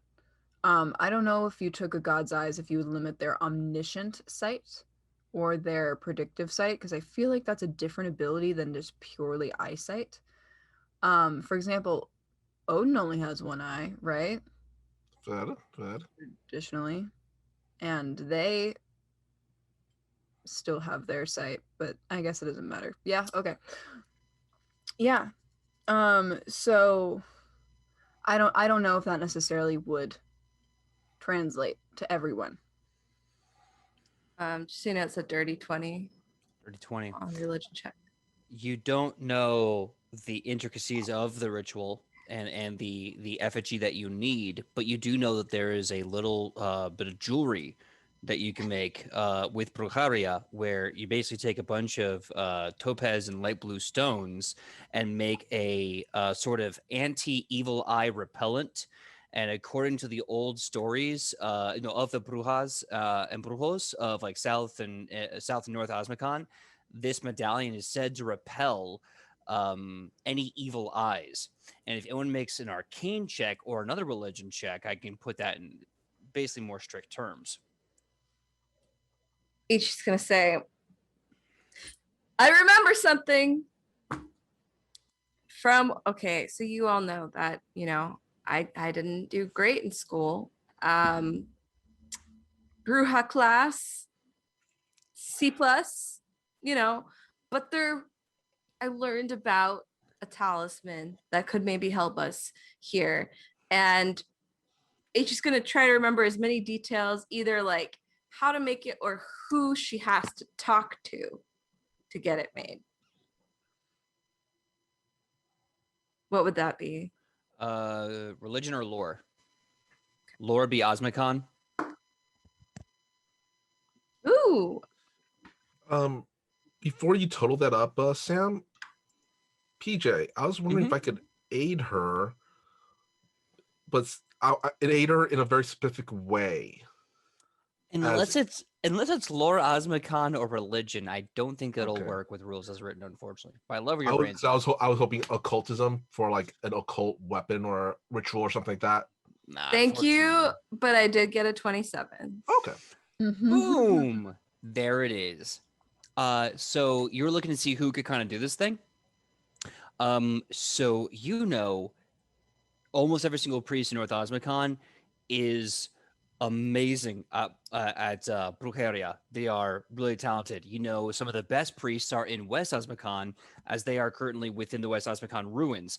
And for a fact, every abuelita, they know someone. Every abuela has that one brujeria that they talk to for everything.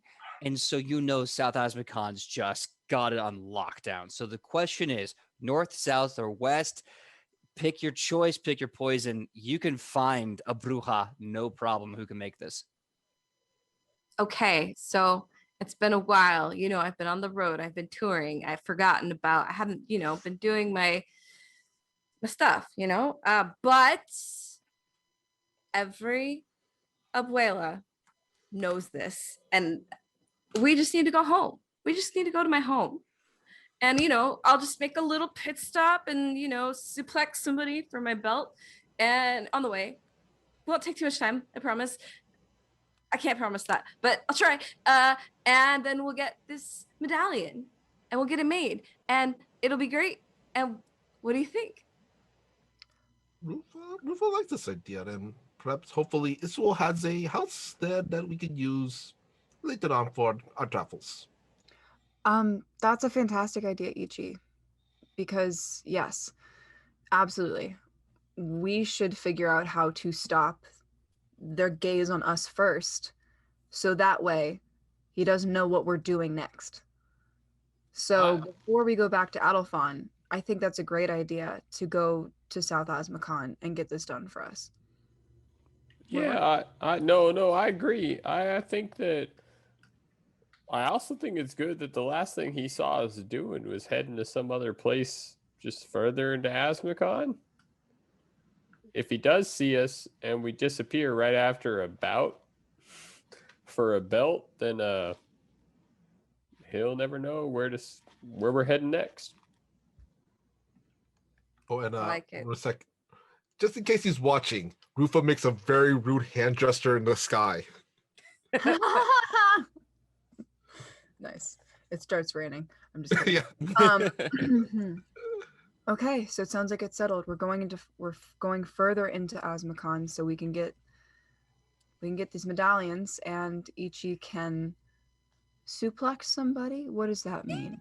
No, it's just like a little what do they call it? Side quest, no big deal.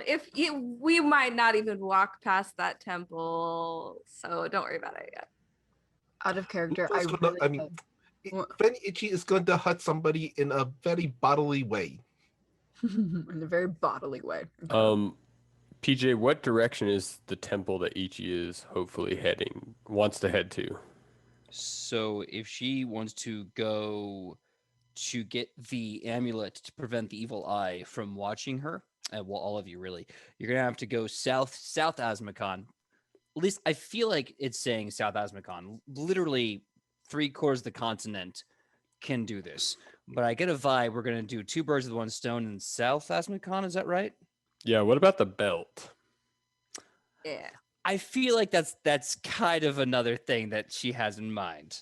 Am I correct in assuming that? Mm-hmm. Yeah. Okay. Belt is in South Osmicon. 2 birds, 1 stone. Amulet, belt, accessories. I'm going to use one of my spell slots on my animal staff to cast No Direction. Nice. That other band. Yeah, I was going to summon a boy band, huh? Then Nice. There's No Direction. Nice. Hero point. So as you cast No Direction, you now know exactly So the glad way. you and Michael were in sync. Don't do this. It's way too hot. It's like 98 degrees in my apartment. I Oh did no! say there would be puns on stream tonight. I did say that in our social media. Well, so there Puns had to on be- guns on puns. After the stream, just go, into the alley with the Backstreet Boys and Well, they're fool back. around. Have you heard? All right. All right. Future TikTok video, right, guys? All of us together. Oh Lord. Okay, so great. So yeah, with I your know in spell, Asmacon we're the new kids on the block, but which direction are we supposed to head? Wow. I'm gonna die. I'm Can gonna there die. be a bard battle of all bard boy groups? I mean, Bard I'm boy down group. for boys to bards. If anybody won that, they'd be Boys to Men. I don't know if you remember, but in 2020, I promised a one shot where an all bard group of people had to rise up in a battle of the bards from the garage to the record top. So the battle, the bard quest is still on the table. We just got to do it. But until then, and I can call in some favors for that one. I think that can be kind of fun. Until then, what I need is to kind of take a few minutes to get my thoughts together. Ian is doing no direction. You now have the direct location of South Osmicon. Let me get my notes on South Osmicon really fast.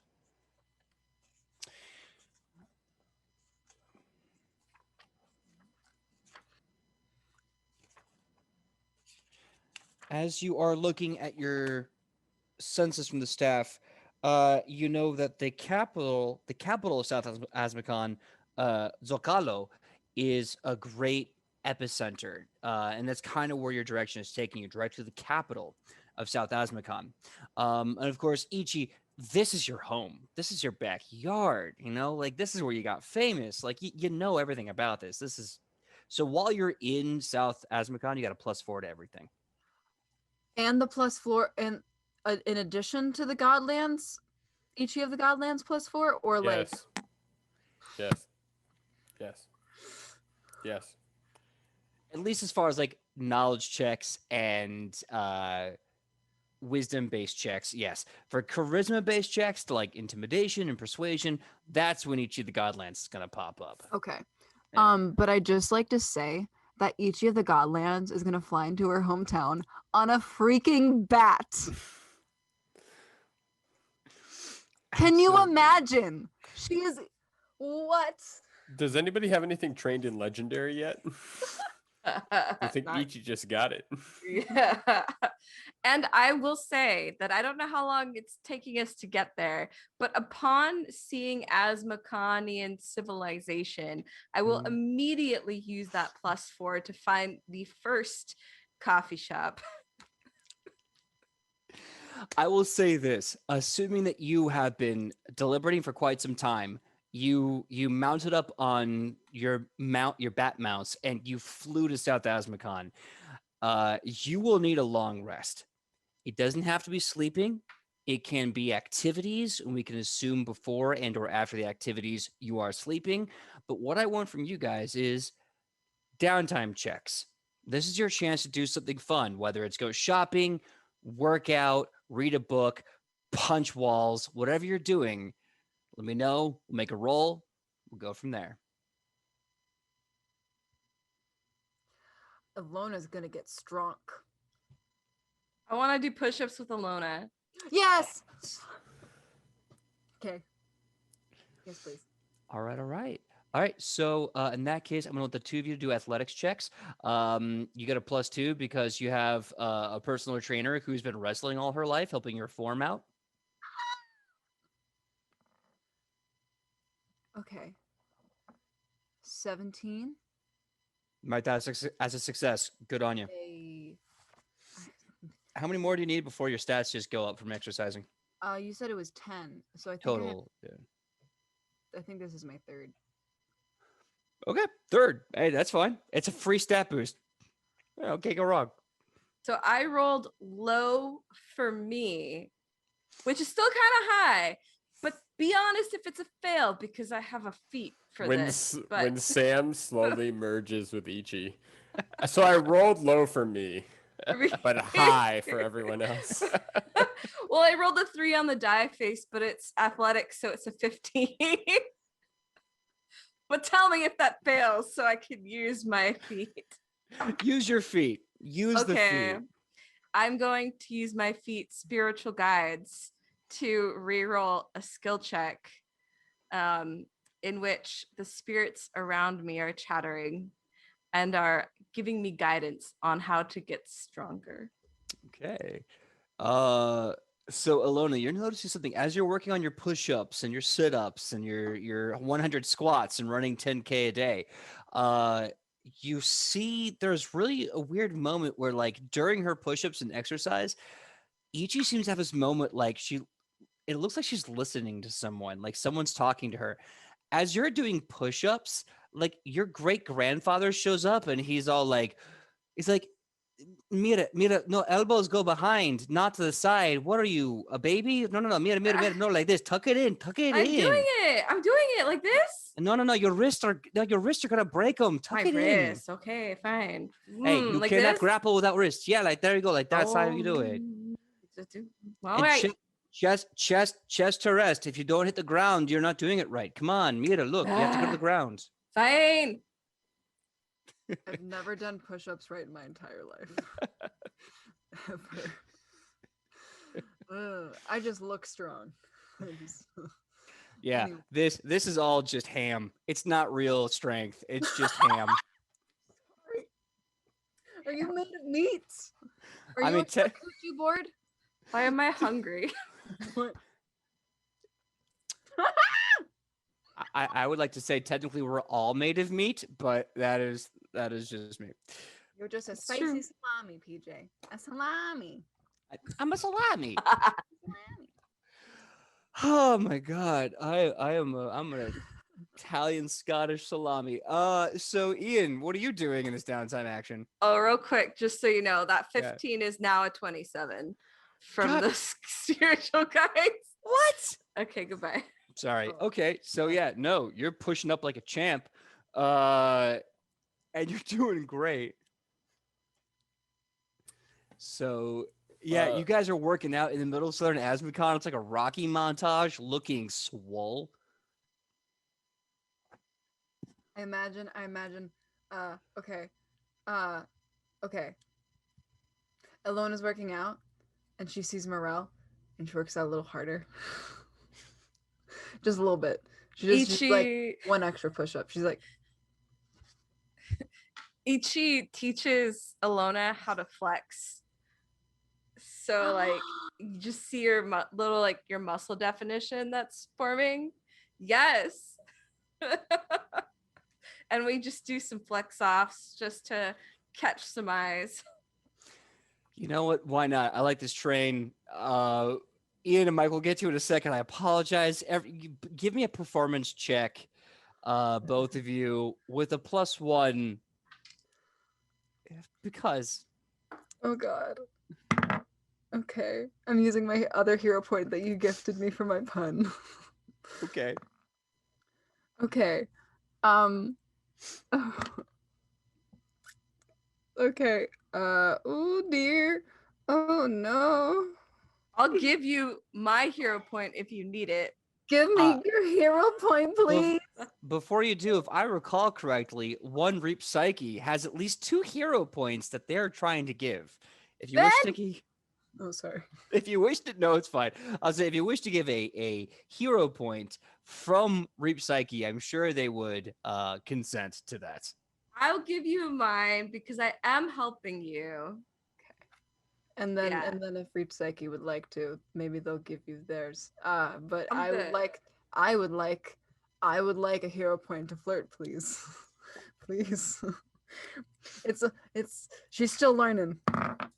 That's way better. Oh my god. I rolled a 2 and then I rolled a 3. That's a dirty 20 now. Dirty 20 for a Okay. successful flirt, I hope. And this is with Morel? Yes. Okay. Morel is currently talking to someone who raises dogs, and he's just like having a great time, and he's just like, "Hey, look at the dogs. Your triceps look amazing. Thanks. I And- work out. And he goes, "Oh, you do? You know, it's been a long time since I've had a workout partner. Would you like to work out sometime? Just simple stuff like go over some drills, some bodyweight exercises. We could even fight each other. You know, like it's been a long time since I've had a spar. You know." Yeah. Yeah. Can Ichi come? Oh, I'm Uh, d- busy. I'm busy. Sorry. Sorry, I'm busy. Oh, she Ichi says leaves. and then she goes. She said she was busy. But maybe she won't be busy when we train. You never know. Oh yeah. Oh, I would love that. That would be really cool. I'm sure you can show me a lot of really cool things because you're big and strong and you know how to do that. Yeah. I'm sure you could show me a thing or two as well. If there's anything I learned from my time in Ur, is that you never underestimate a strong woman from Ur. You'll end up on your back in a minute. Because they flip you. Because they have a wrist lock that they flip you with. Yeah, we do have our own martial art for that. That's true. We're good at flipping. I'm not very good at it, but I've heard other people are. I mean, I'm pretty good. Because it's all in the hips and the glutes. You know, you just gotta grab it and then you go. I'm gonna go pet the dogs. Would you want to go pet the dogs with me? Yeah, let's go pet the dogs. Great, good. So this one's name. What's his name? His name is Mijos, and he's like a little boy dog, and he's adorable. Ilona gets completely distracted by dog. Yeah, and so is Morel. Morel's in happy place with dog. Cool. Also, if you need- Yay! Hey guys. So, Yeah. what are we doing? um, I want to give a hero point to everyone except Sidney for your amazing patience and for that scene. So thank you. I think we should take a hero point from PJ for trying to defeat the AC with it getting a little hot in here. I take off more clothes, but I get banned from Twitch. So That's fair. it's- Reset. Nope. Sorry. So I muted myself. I literally muted myself. I like that my reactions are faster than my words. I think that if we have a downtime action, I think Woodward is probably going to spend at least one of his actions trying to write something down in his book. He is reading the Book of the Flighting by the brothers Braggy as he's going through. And he starts writing out these lyrics. You should have called a cleric, 'cause you're about to get a burn. He's like trying to lay out this rhyme in his head and out on this book. Okay. As you, give me a check for that. Give Okay. me a performance check as you're working on your performances. That is a standard 10. Standard 10. As you're working on it, suddenly a tall, lean, graceful figure kind of steps towards you. And looking up to down, you see these amazing black leather boots with silver spurs and like little silver jingle bells going up the boot on the back end of the calf part of the boot. You see black crushed velvet tights with these amazing stripes going across the sides into like this beautiful silver cummerbund, white poofy blouse with a black bolero vest with long sleeves, crushed black velvet, and you see these amazing rhinestone gloves, and you see a lucha mask clinging to the face, patent black leather with rhinestones white and red, and a mariachi hat on top. And he looks to you and says, "Hello. I hear you are trying very, very hard, and you're doing so well, but may I please give some constructive criticism to your music?" Yeah. I'm through like chapter 2, so there's probably some basics I don't know yet. Yes. What I hear you are doing is music without rhythm, and that is tragic. That is truly death of art. Here, take my hand. Take him. Come on, take my hand. Yeah, okay. He pulls you up, so now you're basically with them in a dance, and he looks to you and he says, "Rhythm is nothing if you don't feel it with your body and your soul. Art is made for three reasons: to move the mind, to move the heart, and to move the fire. Now, join me as I begin to teach you how to move your mind, your body, in the fire." Y- sure. And I think Woodward at this point is just kind of looking around. He's trying to he's looking for Ichi. Like he's gonna do this because he's curious about it, but also like I don't have any actual knowledge on what's happening. So give me. We're gonna do 3 performance checks really fast. First performance check. Give that to me in a roll. Oof. I got a 12. 12. Okay. So he grabs you by his hands. He starts moving your arms in this kind of motion, and he goes, "Now let that move through your chest to your waist to your hips, and then let your legs just sway. They're not moving. You are a tree in the wind. I want to see you soar." And you're kind of getting the rhythm of it. He goes, no, no, no, no, no, no, no. You need more. We have to be more aggressive. He grabs you, twirls you around, dips you, and then flings you out again. And he says, "Now, with great drama and effect, run to me. Come to me like the end of a sentence, and exclamation points as I catch you. And give me their performance check." I really hope I nail this. If there's any part of this dance I want Woodward to do well on, I want it to be this part. Yeah, that's an 18. Yep. Yeah. You nail it. Tell me this. Tell me how you just nail this. Woodward, he kind of it probably for a certain extent is his dance partner is kind of off put by this because I feel like Woodward kind of lands in that 3-point stance like a sprinter and then just bolts at him. But again, his movement speed is only 25, so it's not nearly as fast as anybody else. So Woodward in his mind is moving just speed of light. And he jumps. I do have a +6 to athletics, so whatever that would occur to, I feel like Woodward kind of does that.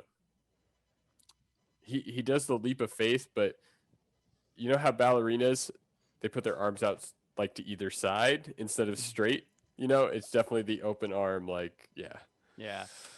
Open arm. He grabs you, he lifts you, then suddenly he rocks you to one hand, arm behind the neck, and then twirls you to a death drop, catches you in this amazing dip where your leg is just naturally up and your head is back, and you can feel your hair just tracing the stone ground beneath you. And he pauses there for that second as he looks you deep in your eyes and he says, "Remember, whether it's a song, a poem, a story, or a dance, the moment to never look away is important. You must choose your moment carefully because that is the moment that you leave the greatest impact." And it twirls you around. And then he says, "Now, keep my rhythm." And he starts clapping and stepping his feet into this insane 7/8 rhythm. This is bonkers if you know music. I don't even know people could do 7/8 rhythms.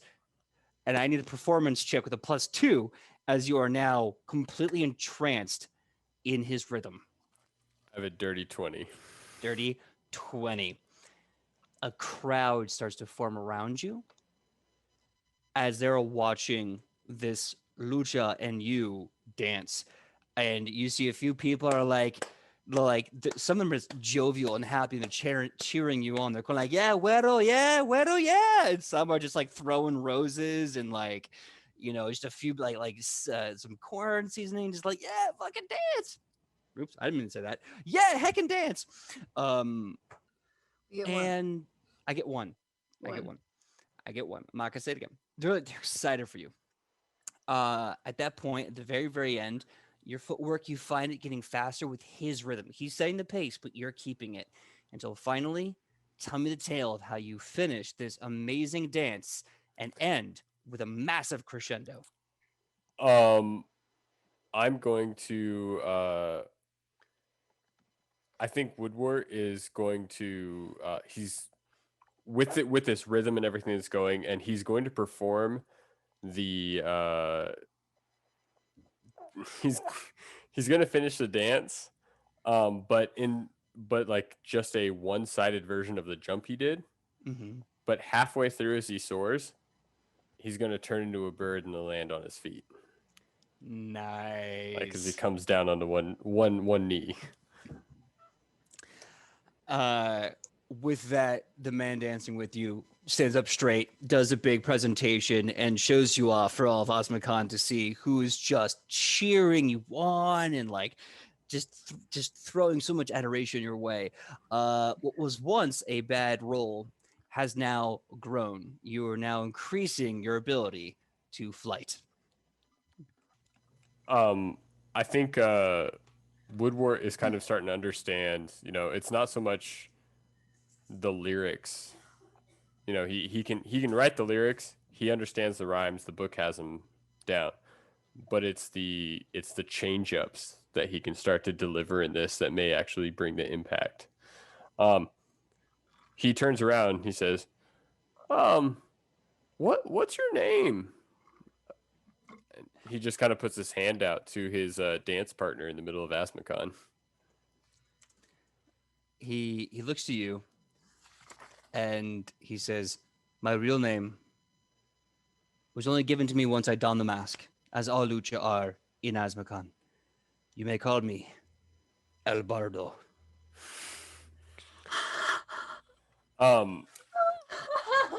Woodward, he kind of he makes a note in his notebook. You know, like he's basically trying to note the blank notebook that he took inside the lyrics. He's trying to like note down all the rhythm changes and stuff. And he writes down El Bardo inside of the notebook. He goes, "Thank you so much for it was impromptu. I didn't expect it, but I appreciate the help." One day, your joy and passion in this art will become so deeply ingrained with your skill that all you will do is create impromptu beauty. And when that day comes, I hope I am there to throw you a rose. Until then, I must go off. I have a match in like 30 minutes and I have not done stretches. Be well, fight well, and continue to dance. Win or lose, it'll be a tremendous show. Thank you, my friend. And you continue to work on your art. Woodward, kind of like looking down at his notebook, is like walking towards Ichi. Like, did anybody else see any of this? Like, what just happened? I'm just wondering if anybody's like, if anyone is looking that way, or if everyone's dealing with their own things. Oh man, I'm curious, Michael. Was Rufa anywhere in the vicinity of this? Ooh. I was gonna say nah because I have an idea where he's gonna go, but if you want, we could have a moment with him there. No. If you have plans, I want to hit those. So yeah, you're getting better at flighting. You're getting better at lifting. Rufa, what are you doing? All right. As soon as a party kind of arrives into the city and kind of split off to do their own things, Rufa is going to quickly change out of his usual flamboyant, colorful outfit to his spare clothes, which are of a more muted tone, and basically ask around and try to find like you know the bar where the blue collar workers would go, like the union bosses and stuff. The dive bar of Osmocon. Pretty much. Mm-hmm. Let's see if we can grow Rufa's network. Interesting. Okay. Okay. Give me your choice: diplomacy, intimidation, or perception. This will determine who you find. I was gonna say, would you mind underworld lore? Mm, I don't mind that, but I don't think it's going to find you what you want. Okay, then I will roll diplomacy then. Awesome. Okay, so diplomacy. Give me a roll. Hey, Reap Psyche, you know that hero point that you're stockpiling there? I might need one, bud. Don't ask for them. They must give them freely. Yes. The legends of the chat must give them because they wish for legendary stuff like don't die in the ocean. Yeah, Yeah, save them One. for the... It's a It's one. a 1. I got a 1. I Critical boofed it. I boofed it. That's you- beautiful. Swishing with hey, don't feel bad, Alona, because it was also Shionibus. Shionibus almost drowned to death until a celestial penguin saved her. So That is true. We are forever grateful for the Pengu. the great penguin. So unfortunately, until I see anything in chat, I'm going to say that as you look around Asmacon, you're having a hard time finding anyone who is willing to have this conversation. As you're kind of like sweet talking them and getting through it, the minute they kind of pick up, like, oh, he's nope, they always kind of go, okay, thank you, but I'm here as a lucha warrior and I have a big mission that I have to accomplish in life and in death. So I'm going to say no to whatever it is you're selling. And they kind of go back to their evening, as it were.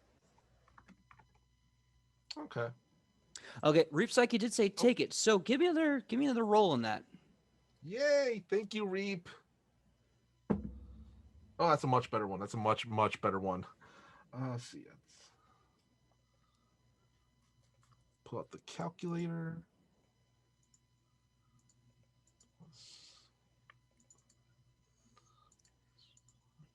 27. Oh. It's much better than a 1. Yeah. All right. It's usually I roll high or I roll low, never in between. So as you are going from bar to bar to find someone that you can be like, hey, you're on the down and out, maybe you kind of leave dejected because it's been whatever. And then suddenly you see this dark shadow almost pointing like a finger to this little alley in between two buildings. And as the dark finger points, the shadow points, you see this man wearing a high collar jacket, black jacket, with a mask on. It's kind of a very interesting, fancy black and blue mask with a nose that kind of comes off like a little bit like a beak, like a bird's beak. And he kind of looks at you and goes, psst, psst. Rufa walks over. Hey. Yes, friend. Yeah. So I heard you talking in the bar about looking for someone that could be useful to an enterprise of sorts. Is that correct? That is very correct, my friend. Well, here's the situation. I got eyes in the skies on the prize of Asmacon and beyond. So the question is, if I'm going to work with you, you're going to work with me. What's it going to be? What's the money?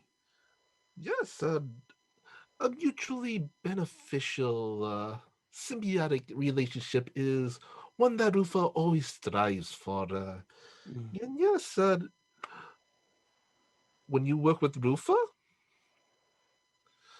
you will be always handsomely rewarded. As handsome as your very nice mask. Oh, thank you. But I wouldn't be in this business if flattery worked on me. I'll tell you what. You can call me one of yours, and I will do my job, and you will pay me. And if you ever have any news or need for news from Asmacon or any other dirt, you let me know. I'll be flocking about. Yes. Yes, the organization that Rufa represents would be very honored to include you as one of their own. And yes, Rufa represents a commissioner of sorts. And yes, if Rufa may, what is your name? Well, me and my, I guess you could call us a brotherhood network. We we go by one name. We have individual names, and if you work with us long enough, maybe we'll tell you. But you can call us Pequeña Ave. That is a very fine name. Rufa is honored to include you as a part of the organization. Hmm. And as the commissioner wills it, will we will be all we will be rewarded very, very handsomely in this life. Hmm. And perhaps even the next life. Oh, if we are so lucky to choose, well, and so then I'll tell my brothers. You said yes. Veo contigo, Sefe. See you then. Vaya cadros, my friend. Oh, your Asmacon is terrible. But did anyone else catch that he's literally a little bird? Anybody else? Ooh. Ripsaki in the chat said, literally his little birds. There we go. PJ, I'm gonna need you in chat to show me how to spell that. Pequeña Ave? Here, I'll copy and paste it Don't for you, my mind. dude. We can do it later on after the game if need be. Yeah. And also, I want to give Sammy here a point for listening to me butcher Spanish. Thank you so much. Oh, I've tried my best. I got like a C in it in high school, so. Dude, I worked in Whittier for like 10 plus years, and that's the best I could come up with, okay? Well, you know, we could all do Pequeñas better. aves. Pequeña sabes? Is that that's from multiple? What were you saying exactly? I was saying pequeña ave, so it's one little bird. Oh, Yeah. I just saw, yeah, Reap Psyche. You're right. Multiple little birds, I think, would be pequeñas aves. It would be aves pequeñas. Aves pequeñas. Okay. Yeah. Welcome to Edge of Legend. We like to teach as much as learn, so please stick around. But no, it's true. Actually, that's the whole point, is to show heroes come in all shapes and sizes and colors from parts of the world. So, that being said, speaking of a hero of South Asmacon, Ichi, after helping Ilona do push-ups, what are you gonna do? Rolling with a +4 to find my coffee stand. Yes. All right, give me a roll. Is it like, and what am I rolling exactly? That's fine. Perception check. Survival? That's a drastic way to look at it. Perception check is fine. Okay. It's a 27. All right, you said it again. 20 what? 27. Oh yeah. You easily find your favorite coffee shop, and they are excited to see you. In fact, they're like, "We haven't seen you in forever. Oh my god!" They give you the best seat. And the owner of the establishment comes out and they're like, "Yeah, what can we get you?" Oh, it's been so long. Just the usual. Just a good latte with extra. Actually, do you have a special? Things have changed, I'm sure, since I've been gone. Whatever you think is hot off the presses right now, but iced. Oh yeah. Hot but iced. Let me ask Chanti. Chanti, come here. Vámonos. And Chanti shows up, and you see a girl wearing a luchador mask, and hair is kind of like in pigtails. It is this bright pink mask with like sequins and everything, and she has her like little lucha ring attire on. She's got like a pen and a notepad. She's like, shh. Hi, welcome to. Hi. Hi. How are you? What are you doing here? I was so good at getting you coffee before you left that I decided to get a job getting coffee for other people. Oh, you're doing great. Thank you. I work really, really hard.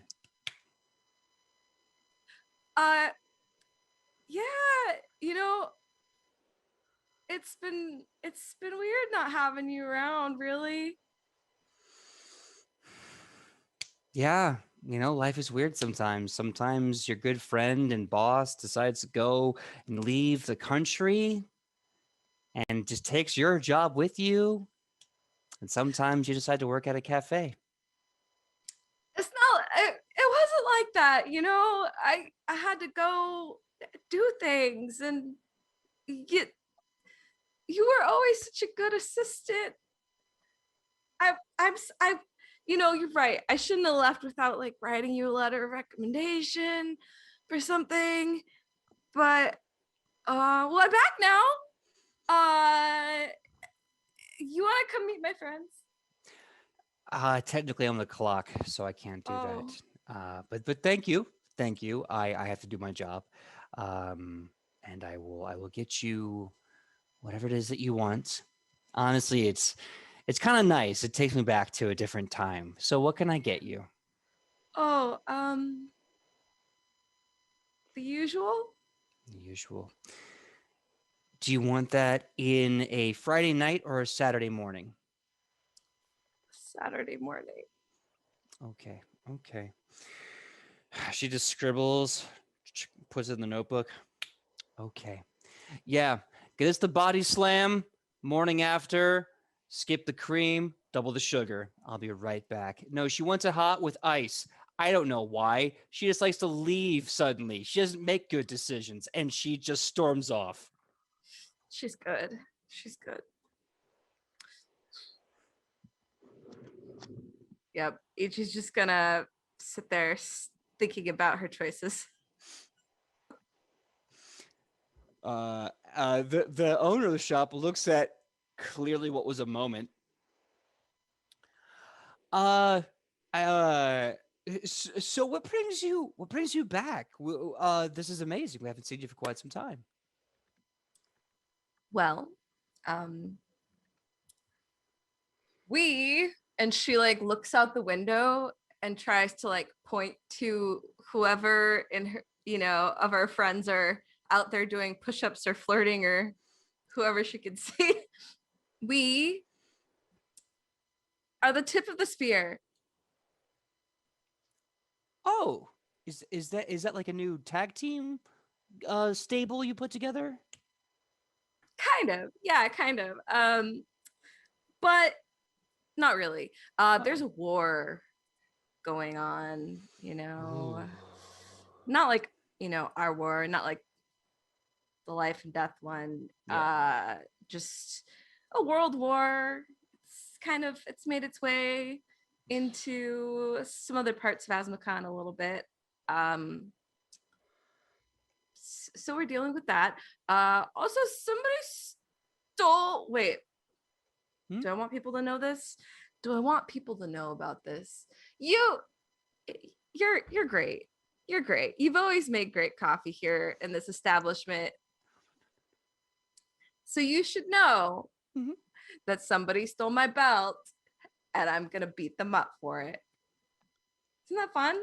It's fun. Yeah. Okay. Yes. Hey, listen, I love a good grudge match. It's been a long time since the temple had some stakes other than, normal stakes. So I am looking forward to that. Did they still, the grandma's belt? They stole La Gran? They stole that one? Oh, no. You got to get that belt back. Oh, my goodness. Okay. I'll tell you what, you're under bad circumstances, family and grandmother. I get it. The coffee's on me. I'll get you some new pastries we made. They're delicious. Got some of that nice chili powder on it, just the way we like it. You're gonna love it. It's so fresh. Yeah. And just one more thing. How's Shanti doing? Chante, she's in a bad place and she's taking a lot of it personally. It's not your, hey, don't beat yourself up. It's not your fault. Look, she really hinged a lot on other people. She's so great at what she does, but what she does is help. And if she doesn't have people to help, I think she's having a hard time finding out who she is. She seems very angry, very short.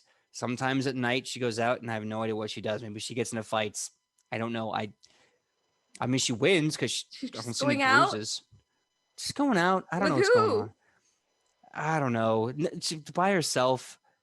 I don't know. Okay, by herself. Okay, don't worry.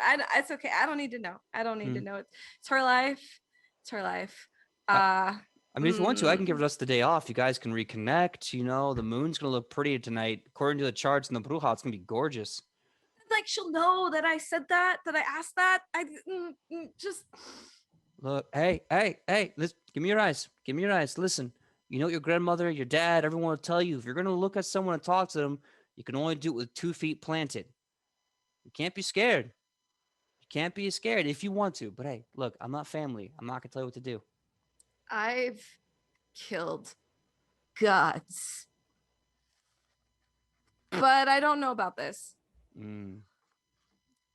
How about we'll just I'm sure my crew we've got stuff to do, so I'll be back. I'll be back. Okay. Yeah. Okay. Yeah.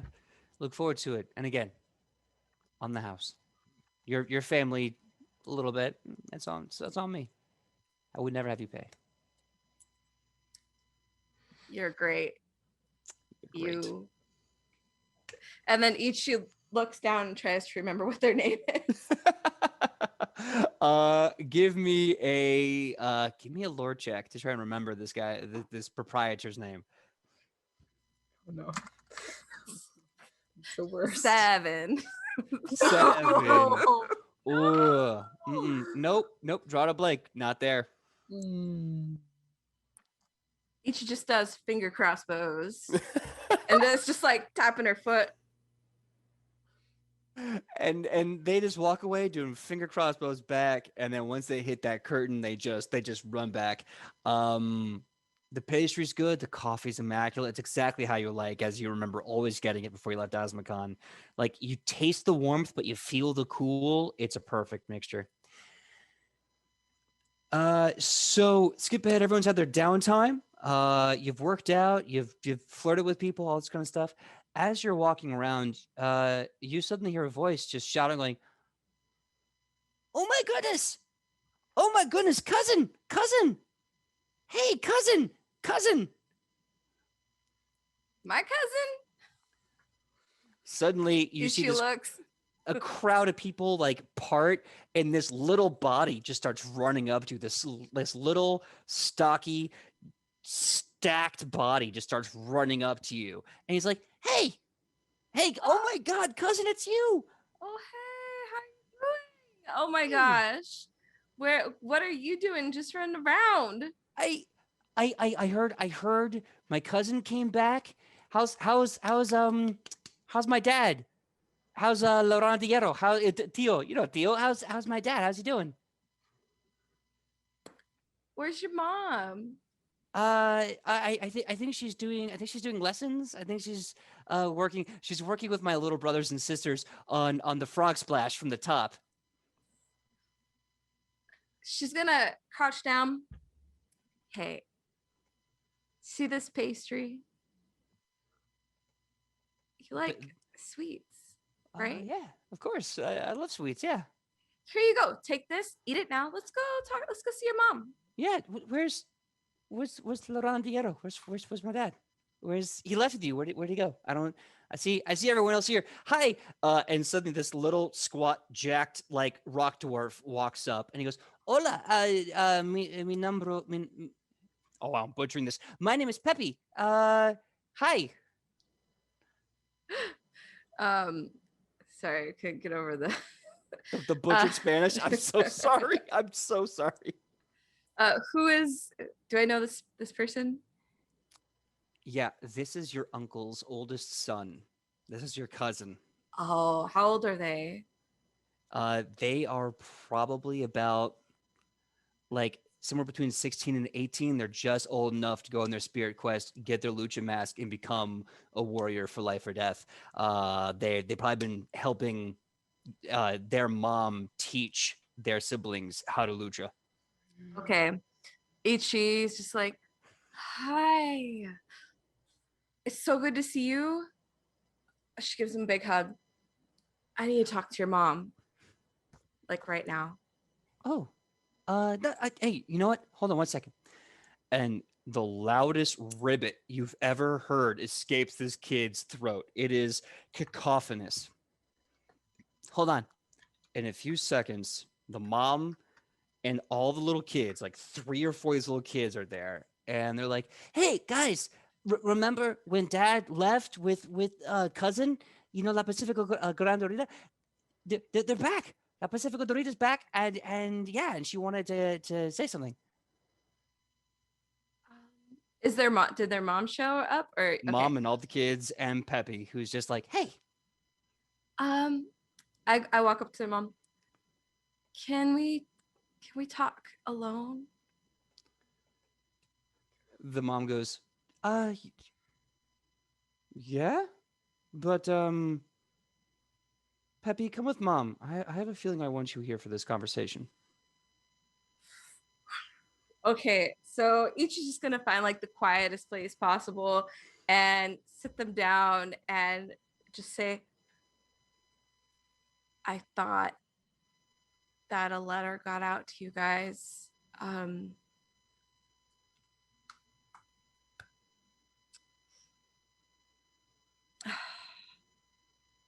Tio didn't make it back. Something happened. Peppy just kind of looks at you and he says, he's like, he didn't make it back. Like, is he stuck somewhere? Is he like missing? Like, I know. No.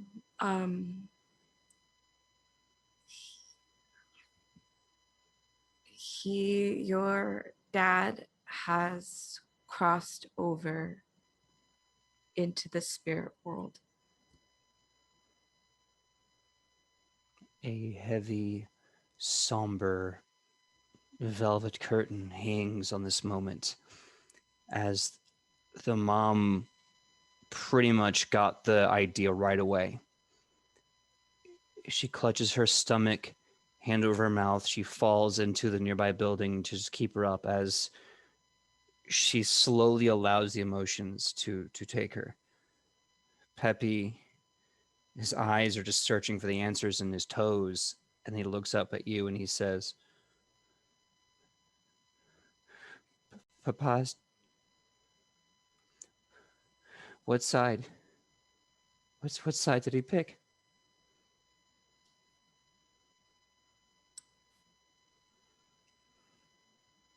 Sam can't remember anything. I'm so sorry. It's okay. It was life, right? Yeah. I don't want to say it wrong. Yep. Okay. Mhm, I'm so mhm. sorry. Sam's a goldfish. All right. So is Ichi, though. I wrote that on purpose. Back. All right. Are you sure you want me to tell you, or do you want to ask him? What side did he pick? I wasn't there for it. What side did he pick? He chose life.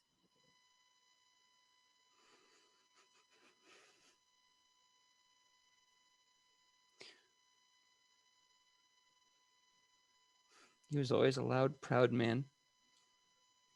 He was strong, he was noble, and when he played the game dirty, he played it well. Dad always told me, be the best hero you can be, and if you gotta be dirty, don't get caught. He said a lot of things, and she kind of like gets close. He still says a lot of things. He's still around, and he helps me and he speaks to me, and I know that when you go on your spirit journey, he's going to be there for you too. And it may not be the same as what it was before, and it's not the same as, you know, me being here and your mom being here, but he's still around, especially everything that you are was part of him. So you keep him alive.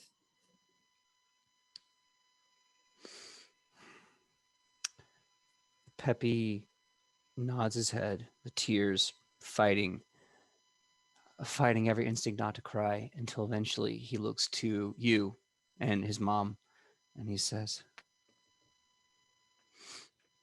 I'm going to go.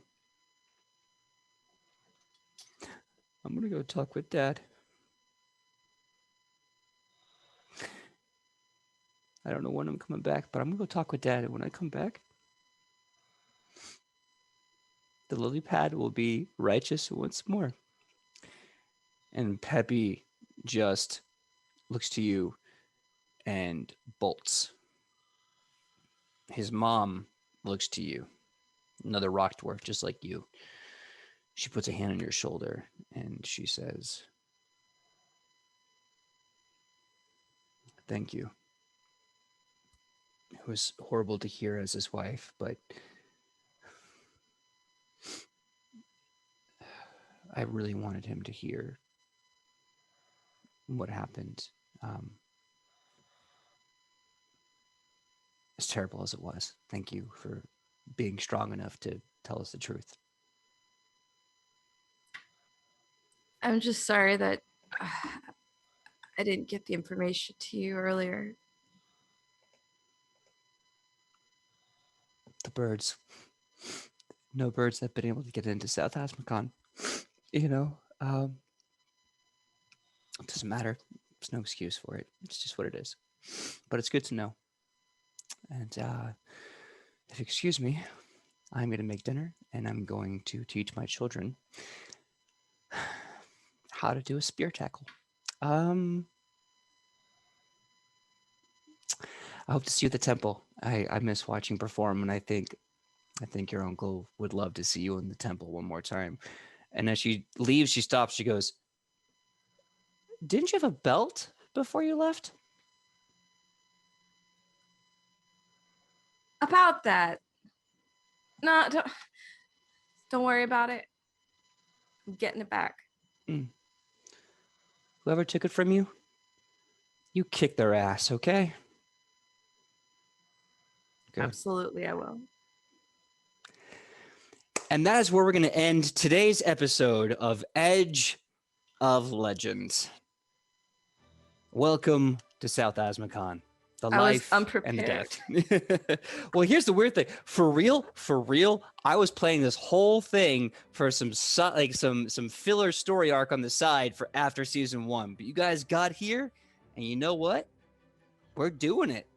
So when we come back, welcome to the Ultimate Lucha Championship and the battle at the Temple of Lucha.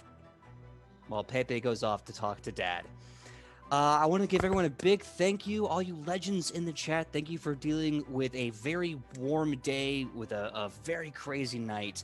And I want to turn it over to the legends that made the show what it is. Starting off, of course, with Mr. Michael Powell. Tell us who you are and where we can find you on that sweet, sweet internet.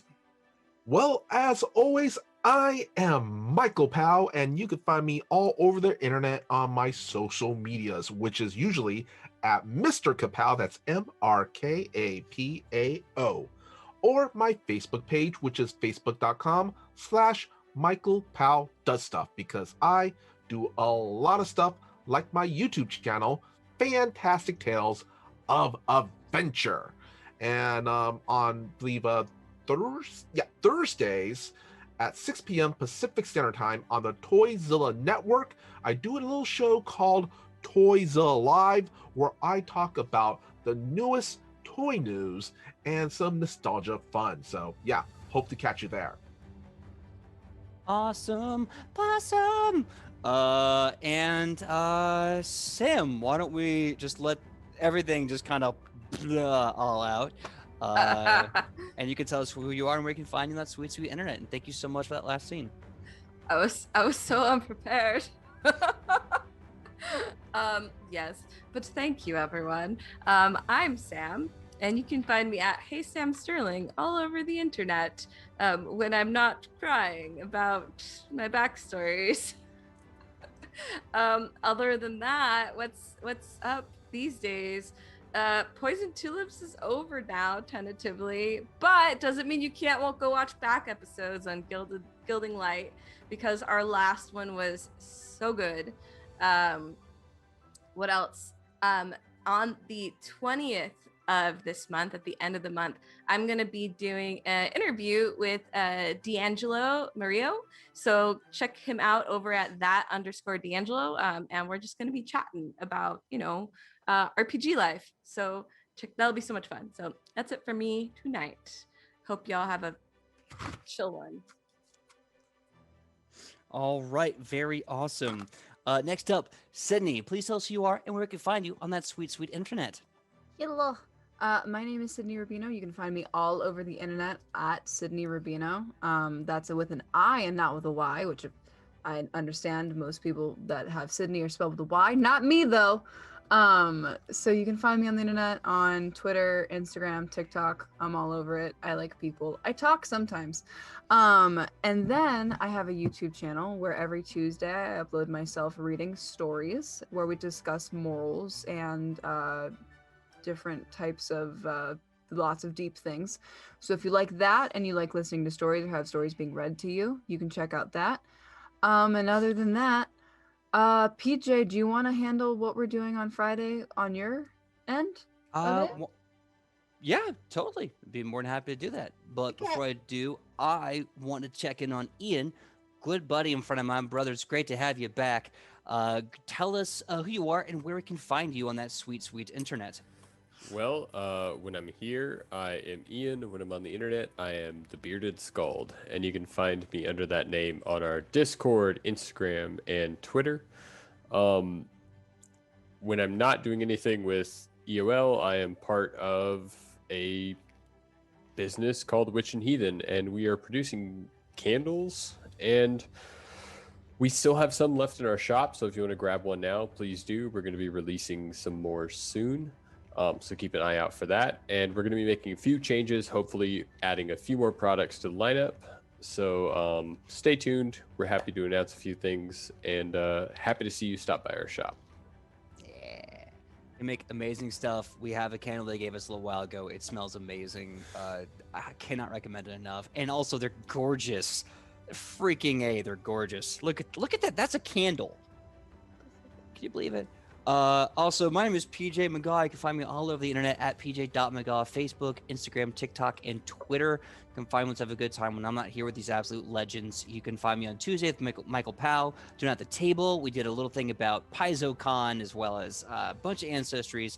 And if you saw the PaizoCon thing, we're going to be putting up soon on our YouTube, which soon we'll have some fun changes for YouTube coming up.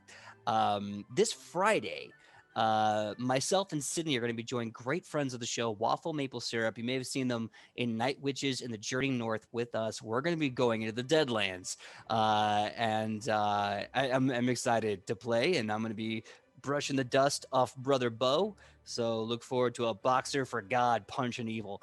Until then, we have more announcements as they come, and we'll see you same Nat time, same Nat channel here on Edge of Legends.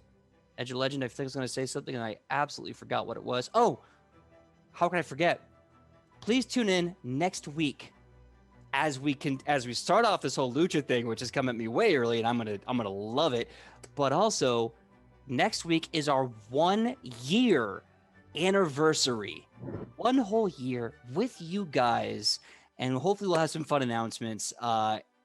And it's just been crazy. 365 days of legendary heroes. So we'll see you then for next week. Until then, I got a raid. So let's raid. Yeah, we're raiding Caffeinated Conquest. They're playing some Perfect name. Changeling the Dreaming. Ooh. Oh, They're getting their Fae on. Cowboy Fae. cool. Cowboy Cowboy Fae. phase. I love it. I think you just said her favorite words. If anyone knows any folklore about Cowboy Fae, please send it to Sidney Rubino. I love that. All right, everyone, all you legends, we're going to be raiding officially in 3, 2, 1.